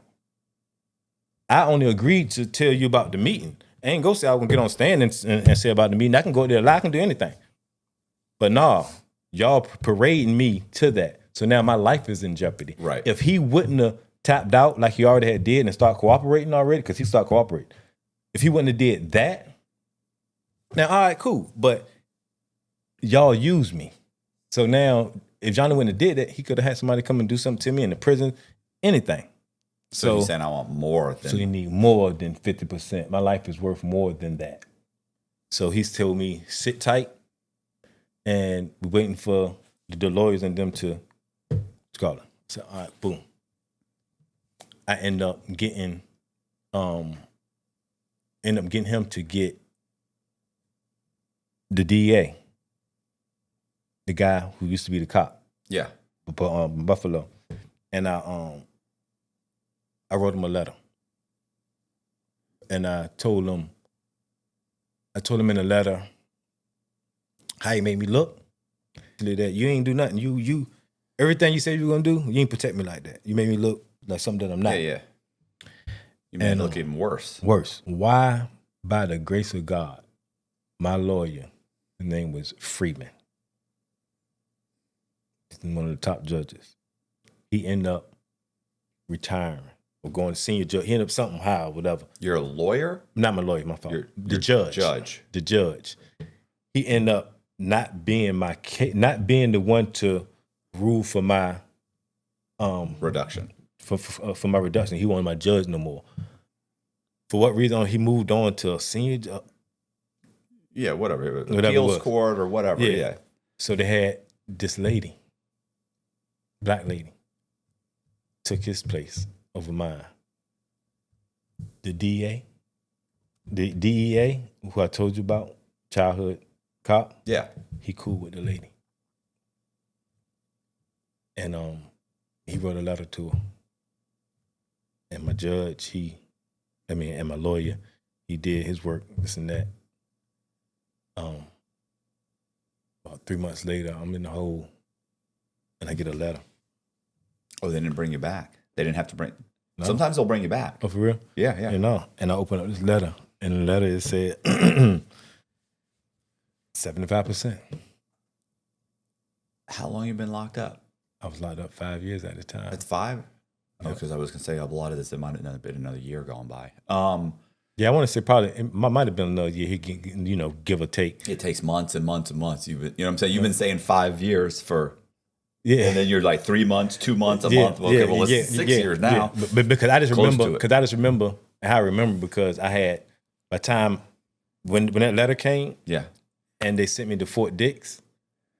You only got a few years. I got out 3.5 years later. I did probably 1.5 at Fort Dix, and then I got sent to the camp and did my other 1.5. And I went to it took me to 10 years. Man, I was like, oh my God. So with me knowing I had 3.5 left, how my mind was, how I was walking like the Walking Dead. That's how I feel like I was walking around the whole prison, bumping into stuff, like crazy. And it's like I woke up, like, yo, I got 3.5 years left. So now my mind going into I'm about to go back to society now. So I didn't get a chance to really bid them first 5 years. You know what I mean? It's like 3.5 years I had to get my life right. Right. Before So it was like 5 years, go back into 6 years of depression. Exactly. 3 years of emotional stress, right? Oh, the 3.5 years? No, the 5 years okay. was straight emotional stress. I was gonna say that the last 3 years I'd have felt like fucking. But this is the whole thing though. Moving forward, what got me, right, is it was a thing of even before then, in Gilmer, what I learned in Gilmer. It's like the Eminem effect, right? I'm not trying to justify nothing because I can care less if you like me, want to deal with me or talk to me, this and that. But one thing about prison, what prison taught me is, like when you go and showing your paperwork and you're showing this kind of stuff like that, you're showing people this so you can show them who you are, right? Mm-hmm. So I just believed in, I'm going to tell the truth. I'm going to tell the truth exactly who I am because this is who I am. See, it ain't no action and cut with me. You know what I'm saying? I don't got to put on a different costume. No, I am who I am all the way through the board. You know what I mean? That's why I feel like when person say, oh man, I don't feel like I can trust you in any kind of way because of that situation. Right. It's like, really? Are you sure that I'm that person that you want to trust? Because I'm the person that tells the truth. I'm the person that's honest, that's going to be like, yo, this is who I am. Another person coming in another kind of way, that's not who they is. You know what I'm saying? So So I'm like, I used to stand on it. I used to stand on exactly what I did. You know what I'm saying? Like, it is what it is. So like, if somebody come and say, "Oh man, I heard this," yeah. If you want to know the story, I can tell you the story. But exactly what you asked me, did I? Yeah, I did. Because now that stops the talk. Mm-hmm. You know what I mean? I said it for you. You know what I'm saying? Like if I said it for you, I had to learn how that don't bother me. Once I learned how to just say it for me, nothing you can say to discourage none of this. You can talk about the way I talk, the way I speak, the way I anything. My mind is trained to I don't care. Right. You know what I'm saying? The same way when I saw your interview with Vlad, you said, "Man, I don't give a fuck about that gangster shit." Yeah. I felt that shit. I'm like, "Yo, dude is real." You understand what I'm saying? Because you're real with yourself. You know what I mean? And you're successful right now. You know what I'm saying? On the simple fact, don't care about your past or this and that. You're successful because what you have is supply and demand. Right. You understand what I'm saying? When people don't need you, then they can be easy to say, "Oh man, you this and you," and even as a lie, it don't matter. They can call you whatever they call you because they don't need you. But when you have something that a person needs and wants, it's a whole different story. You know what I'm saying? Right. But I so I just used them last 3 years so wisely into trying to create what I'm doing now. But the back thing to that is, it's like I got out so fast after that. When I came home, my mind still ain't right. You know what I mean? Because those first 5 years flew past me. And when your mind ain't right, you know what I mean? I only had 3 years to try to get to where I want to be. You know what I mean? As far as mentally. Right. But now coming home, I feel like, I only did 3.5 years. Right. Yeah, right. You know what I'm saying? So, me trying to create and to provide for my family, and I was still dealing with a lot of mental stuff, and it got in the way of just me being who I wanted to be, But now, a couple of years later, it's like my business is doing good. Man, I got 3 daughters who, one just graduated college, North Carolina Central. The other one is a sophomore in Central this year, and then my oldest, she worked out of school, guidance counselor. And when I left, man, they was like 3, 5, and 10. And I look at it like, out of all the stuff that the feds took from me, and the homes I had, like a home in, like I say, Miami, had a house in Atlanta, a house in Virginia. They took that. They took the Bentley, took the S550. They took so much stuff, but one thing they didn't take my family. Mm-hmm. And that's who I'm still with. Like, and man, it's just amazing, man. You know what I'm saying? So that's why I feel now, with what I started with the trucking thing. Did you know you were going to do the trucking thing when you were locked up? Did you think that's what you were going to get out to? Like, did you, while you were in there, did you think, hey, what can I do when I get out? Or did you think you were going to go back to drugs? Or did you think, no, here's my plan? No, well, I knew. Do you have a game plan? Well, I knew I wasn't going back to drugs because, so my whole thing is this. Like I said, the reason why I say I love me some me, Mm-hmm. because dealing with drugs, conspiracy is 2 people, Mm-hmm. right? And I learned that in the drug game, you got to buy from somebody, Mm-hmm. and you got to sell it to somebody. That's too many people for me. Yeah. I can't win. You know what I'm saying? Like, you don't know who getting caught overnight. You don't know who gon', you know what I mean? I can't trust people. You know what I mean? Now, You could be a farmer. You could go grow it yeah, and sell it. Then you'd eliminate conspiracy. But I then don't. it'd be manufacturing. Yeah, listen. So my whole thing is this right here. Even when I even talk to people or tell somebody something, it's 2 ways to sell drugs, right? That you can't do, and that's not do it, Mm-hmm.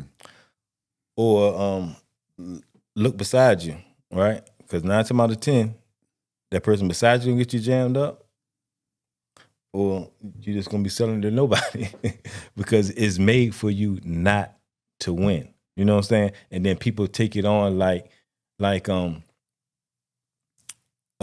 robbers and killers and people who do all this bad stuff. When it comes to that, that's not part of the game. You understand what I'm saying? So like a person can break in your house, take your money, shoot somebody. Oh man, that was a real nigga. He crazy. You know what I'm saying? But a person can go and do a cooperate or anything, and it's like, oh man, nah, man, you can't do that. That's bad news. But the person who just robbed you and took all your money and stuff, that should be bad news. You understand what I'm saying? So it ain't no rules to this thing. You know what I'm saying? Now, my whole thing is this right here. I just don't get down with the whole simple fact of somebody bringing up other people in their cases, bringing them in that they don't know nothing about.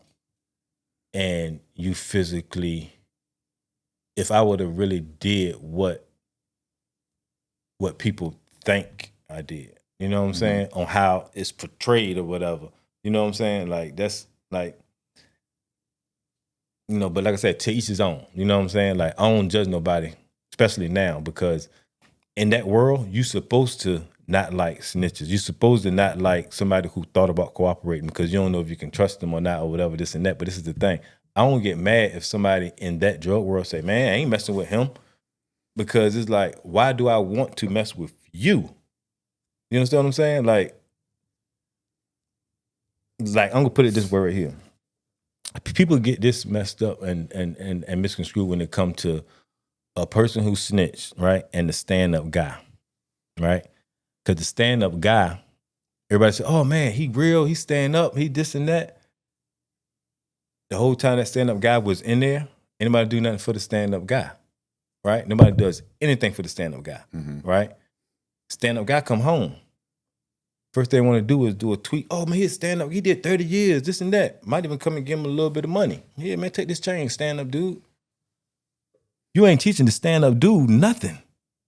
You ain't glorifying the stand-up dude. You know what I mean? You showing little teeny stuff, but you're not really going to educate the stand-up dude so he won't go back to prison. Because the stand-up dude, he the one who's supposed to make the snitch like, dang man, I ain't going in there to go tell because you see how you treating the stand-up dude? I want to be the stand-up dude. You understand what I'm saying? But there's no huge benefit to being a stand-up guy. There's no huge benefit from being a stand-up, right? Well, the other thing is, the whole Omerta thing is that, you're supposed to take care of the stand-up guy in prison, his family. Like, there's all these things that you're supposed to do. What really happens is the stand-up guy goes to prison, you immediately go and rob his apartment, people immediately are trying to hook up with his girl. People, then they start talking shit about him. It's like, what was the benefit for me to do 30 years where the guy that cooperates goes to jail for 5 or 6 years or 10 years or 15, whatever it is. He's supposed to do 30. He does 15. He gets out. He's immediately, he back on again. Right. You know what he's going to do? Even if you talk shit, you're not going to do it. Most of the time, not always. There's always an exception. But but pretty much he can continue on with his life. Yeah, but real. Do you know what that snitch does? The ones who did cooperate in that drug gang, a lot of the times go right back to it. Yeah, because you know why? Because they figure they can just snitch again and get out. Yeah, and it's so crazy because once that snitch come out and he's willing to go take that chance because he knows that he gonna go tell again and get out, so he know how to go take that chance to go get that work. He'll go take all the chances in the world to go get the drugs and this and that because he knows if I get caught with this, I'm just gonna tell. So now what that does is now I got it. Now you got the real street dudes and stuff like, man, shit, he ain't tell on me. And they're going straight and deal with the snitch dude, knowing that he already told one time. Mm-hmm. But it goes back to what I'm saying, supply and demand. As long as you got something that they want, that snitch stuff go out the woodwork. But you gotta have something that they want. You gotta be just like I'm saying, like how many people want to actually come on your podcast, hit you and say, hey man, I'm gonna come on your podcast. They ain't thinking about, they don't care about, it's like going into Walmart. They don't know Walmart, what he did in his past. Mm-hmm. Why do you care? I'm going to Walmart to get what I need because they got the best deals, supply and demand. Yeah, I don't think I've had, but maybe I only heard of one guy that that decided not to come on the compound because I cooperated. One person out of everybody, and he says that I never even talked to him. He just, I heard through somebody else that he was going to come on the podcast. Oh, yeah. You said compound. I thought because prison. I thought you said. So you said podcast? I'm sorry. I heard through a mutual contact that he contacted me. He said, "Hey, man, you know this guy, fuck, I forget his name. It's something Red. He's like an ex-mobster." And he's like, "You know this guy, Red?" And I was like, "No." He's like, yeah, you talked to him. And I was like, "I don't think so." I said, "I talked to a lot of people. I don't know. I'm bad with names." And he goes, No, he was going to come on your show, and then he heard you cooperated, and he wouldn't. He decided. He said he wasn't going to come on. I was like, "No, I've never talked. I've never talked to anybody that said that to me ever." I said, "No." I said, "What probably happened was maybe he was going to come on, or he was through somebody else. He was going to come on, but I certainly didn't talk to him." And then he said, "Nah." Then he said, "Nah, bro, fuck it. I looked into you. Fuck that. I ain't do it." Okay, well, whatever. That's cool. That didn't happen. I said, but it's very possible through somebody else that's what happened. Or maybe he was thinking about it, or maybe we exchanged some emails and he never told me that. I talked to 5 people, maybe 2 or 3 of them come on, and then, you forget to text them and they don't want to bother you. And he's a bad businessman. Yeah. He made a bad decision. That's just a stupid thing to do. He's a bad businessman. But he's the only one person I know of that actually said, "No, I'm not going to go on that guy's fucking podcast. He's a rat." Okay, no problem.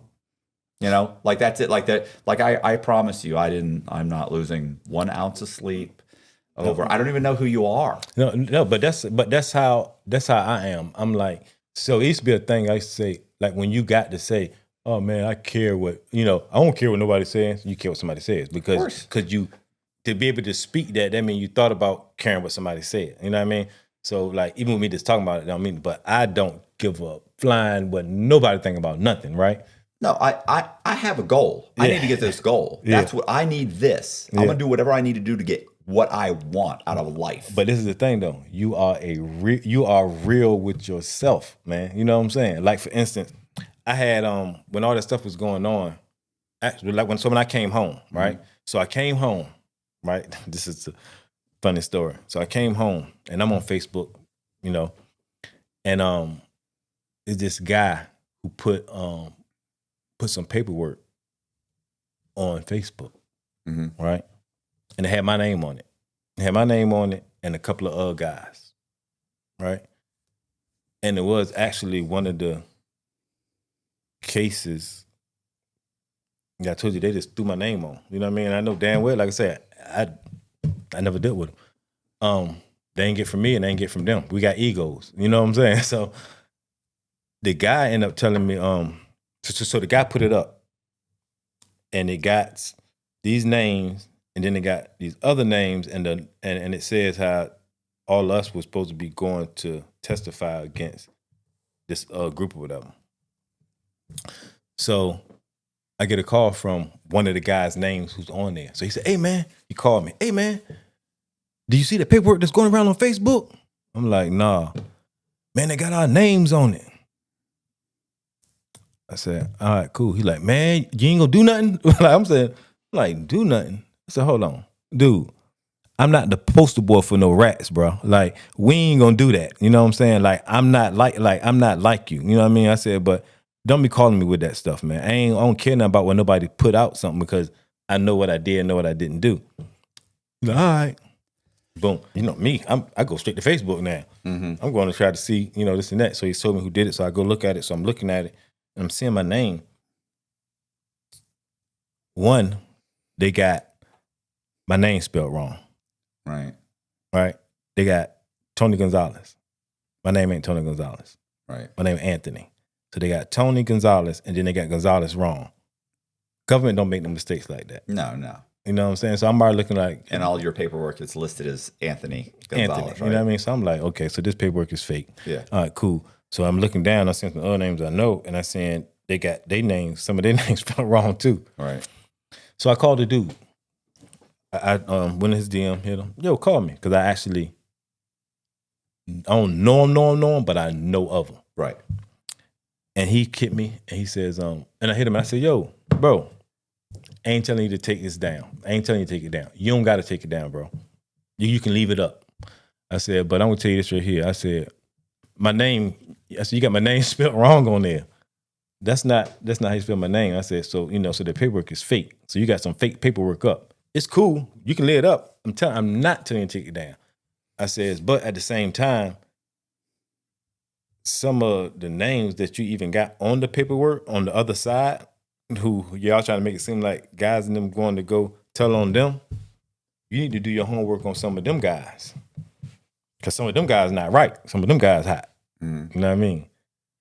So, but I ain't calling them. I had DM'd them all that. Yeah. He sent me a number. Man, call me. I called him. He said, man, I took that joint on down, bro. He said, I found that, man, you right, man. You know, some people called me and told me to put it out there, man, and this and that. He was like, man, I should have called you first, bro. He was like, but I wouldn't have took it down. You know what I mean? So it was a reverse effect that I used for him to take it down. But I don't care if he didn't take it down. It looks wrong because my name's spelled wrong. So once I just go and say, hey, my name it is what it is. But me and that dude end up getting, real cool with him. But I just say that though to say, people, man, from the government to people, they just make you, you know what I mean? But a lot of people want your name to be attached to them some kind of way, especially if I was like this guy up here, and you got people down here, they want to make it seem like, you know what I mean? I'm telling them what they was getting from me, however it's gonna be to make themselves look bigger. You know what I mean? But yeah, I don't sweat any of that no more, man. It's like I just love life, bro. I just love life, man. And but with my book, when I had put the book out, I put it out, and that game is just like a whole lot of other games. You got to pay to play. So you know how you get the bestsellers and all that kind of stuff like that? People don't tell you this, but you pay to get to certain positions, to bestsellers, #1 and all that stuff. I got worked down to all the way to number, I think it was like 12 or 20 or something like that, because I paid this guy during COVID. And paid him the money, and the guy in Miami, he was supposed to be working it. I hope you heard this too. The guy in Miami, he was supposed to have been working it. And it just so happened, the guy who I paid the money to, we got on the conversation because I seen it moving, but it wasn't moving as fast as I wanted it to. So I got on the conversation, and the guy said, yo, it take time because we don't want to make it seem like straight impact. You got to work the money in there to bring it down. So I'm like, all right, cool. So he told me to be patient. A week later, the guy who I paid the money to died. So I just left the book stuff alone and all that. I was like, man, you know what? It's done. I don't even, you know what I mean? So I just lost focus and all that stuff, and I started concentrating on my trucking company. You know what I mean? Which, like I said, which now I teach people how to set your business up, or whether you want me to just pay you to put a truck under my authority. You know what I mean? Right. Did you know when you were getting out of prison, did you know you were going to do the trucking thing? Okay, yeah. So remember, like I told you, my guy Rolly, he ended up bringing that money, sending that to come get my truck. Come get my Bentley at the time, and it came with a 3-car hauler. So I remember that right alone, just with that alone. So when I got to the camp, I met this white guy, right? Because now I can talk more to different races, stuff like that. You know, when I was in the higher up prisons, you got to stick with your own kind. You can't do certain stuff. You know how people play the politic game. So when I got to the camp, now I'm like locked in. So me and the guy talking, and he was there for white collar crime, whatever, but he had some trucks, and he was telling me how you can make just a lot of money in doing the trucking. So I said, yo, I used to have trucks. I had two, like before I got locked up, I had like 2 18-wheelers or whatever. And I didn't like that game then, right? So I wanted to find another way in it. So he was telling me, yo, you can do it with the cars. But he was telling me like with the 9-car hauler, 8-car hauler, he was like, man, if you can get somebody to get a driver, get you one of them, put a driver in that, man, you can make so much money. You'll make the same kind of money that you're making when you was making on the street. Besides, you ain't got to watch your back. So I'm like, yeah. So then I started thinking, I said, yo, I had a friend who had a 3-car hauler. Like this and that. He was like, well, that makes money too. You know, you can do that without a CDL. And I was like, you can do it without a CDL? And he like, yeah, because it's all based off of the weight and da-da-da. I was like, So with me just talking to him and this and that, so I had the concept of coming out doing that. But I didn't have enough money, you know, at the time to jump straight and do exactly that. So I started out with a box truck first. So when I did the box truck, I worked for Aaron's Rental. Like I was humping. I'm talking about. So you bought a box truck. I bought a box truck, $10,000. Transmission go out. was getting ready to slip. I put it in the auction, had $5,000 left to my name, $5,000. I took that $5,000, went on one of those sites and bought a 3-car hauler for $4,500. Found it in Atlanta. Ended up getting my credit right because I learned from the Africans then when I was in prison to get my credit right. So I took my name, I put it on under my wife's credit card. I took her credit card and I started using it to fill up the tank of my box truck. So I'm putting in like $200 a day, paying it off, letting it build up, this and that. My credit shots up to like $750 just by being a co-signer. But by being under her, she added me on to it. Right. So it's basically like a authorized user. Authorized user, yeah. So now I'm doing that. Credit shoots up. I go and I finance my Ram 3500. Take that. Now I got my trailer. I got my Ram 3500. All of a sudden, I'm moving. First year, 120,000. Second year, 300 some thousand. Now I got like 5 trucks and I'm rolling. But they're my trucks. Right. I invested in them. So what happened was people started getting accidents and this and that. But my business name was under my wife's name because I'm like still on probation. Yeah. So I can't put the business in my name. So it was DNA hauling under her name. Accidents from drivers. I'm trying to hire people coming home, prisoners, this and that. They want to be home at night. So I'm trying to figure out a way to get them home and, you know what I mean? Trying to make it work. But the money is like, and I'm making the money and you see it, but I'm not holding it. I'm not being able to get the majority of it to keep it because they doing too much. So when I tried to go and get, change over to get some more insurance one year, my insurance dropped me. They was like, yo, we ain't renewing you because too many accidents, too many this and that. So I'm like, oh my God. So what I did was now I'm off probation. And get off probation, I ended up setting my own company up, No Days Off Transport.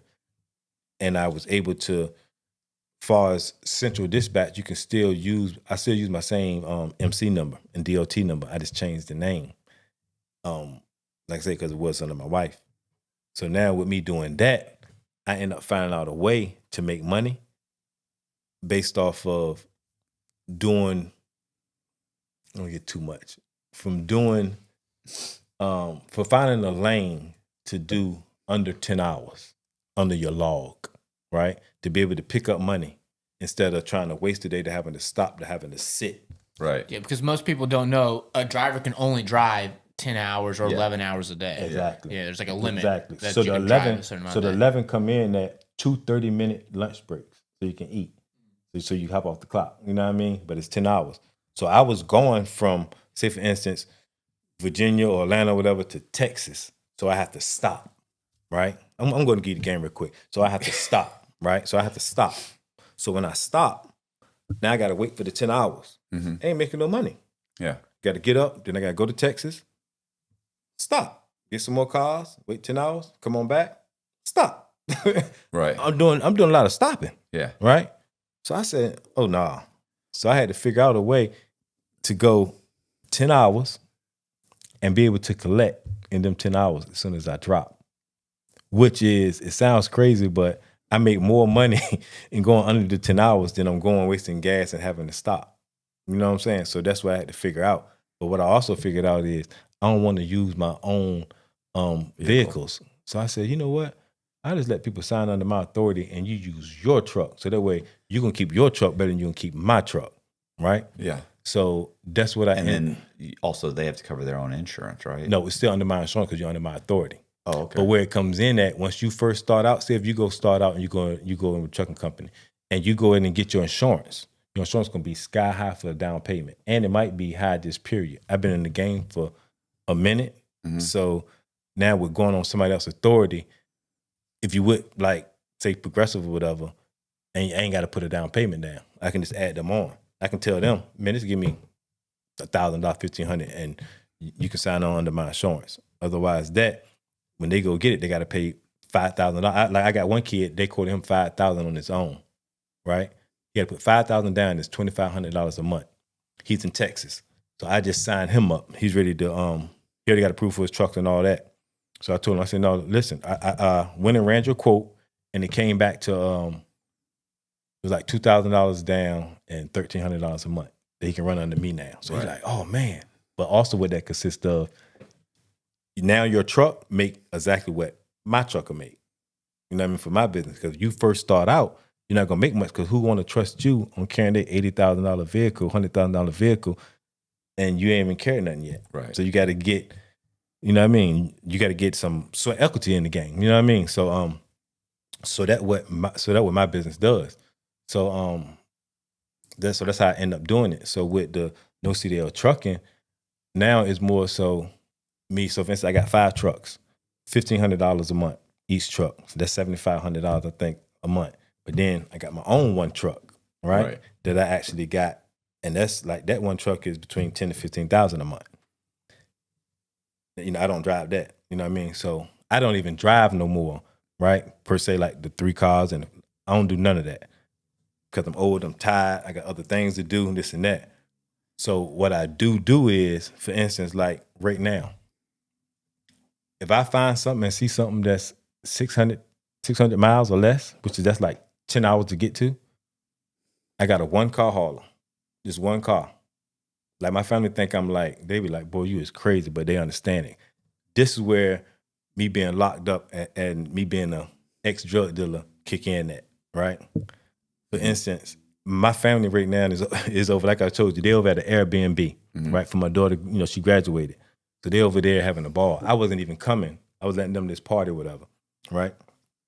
So when I talked to you and you told me, you know, you had an opening and you down here in Tampa, you know what I'm saying, and not LA, because I told you in LA because I'm going to do LA. And you was like, yeah, you know, we can work it out. Come on here. So I said to myself, okay, I'm coming. But do you know, I went and got a car and got my 1-car hauler.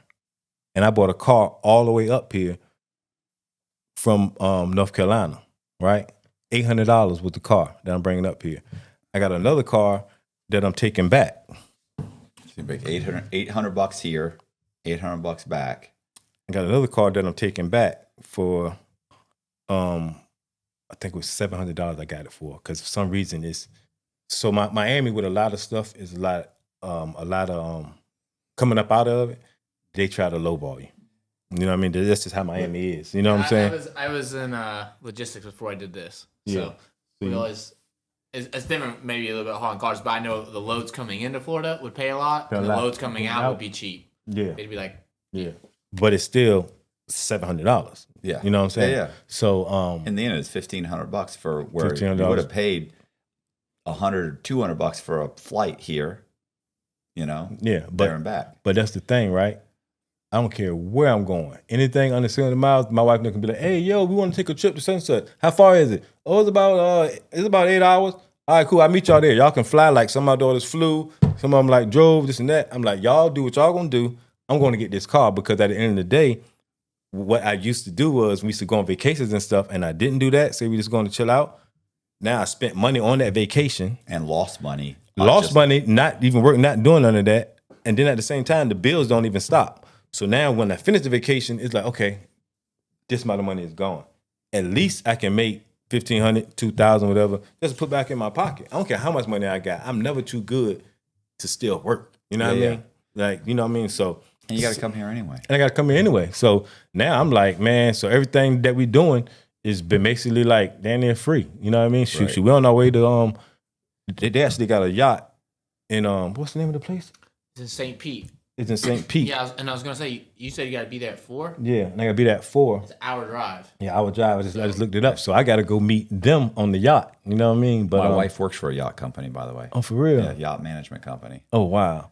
But yes, so I'm not even like, you know what I'm saying? It's everything is extras. You know what I mean? I just believe in extra, not spending your own money. That's the whole big thing, whether it's work, whatever it is. I'm not spending my own money. Right. Like if I don't got to spend my money, I don't want to spend my own money. That's just the game. You know what I mean? And if I do have to spend it on something and somebody's supposed to pay me back, I was told you got to get an agreement to let me know that, you know, you're going to pay me back. Right. You know what I mean? I just learned that from just being in the music industry and stuff. But man, I'm on some enjoying life, man. And just, you know, I just want to just teach people the game far as like, cause I feel I fucked the street up.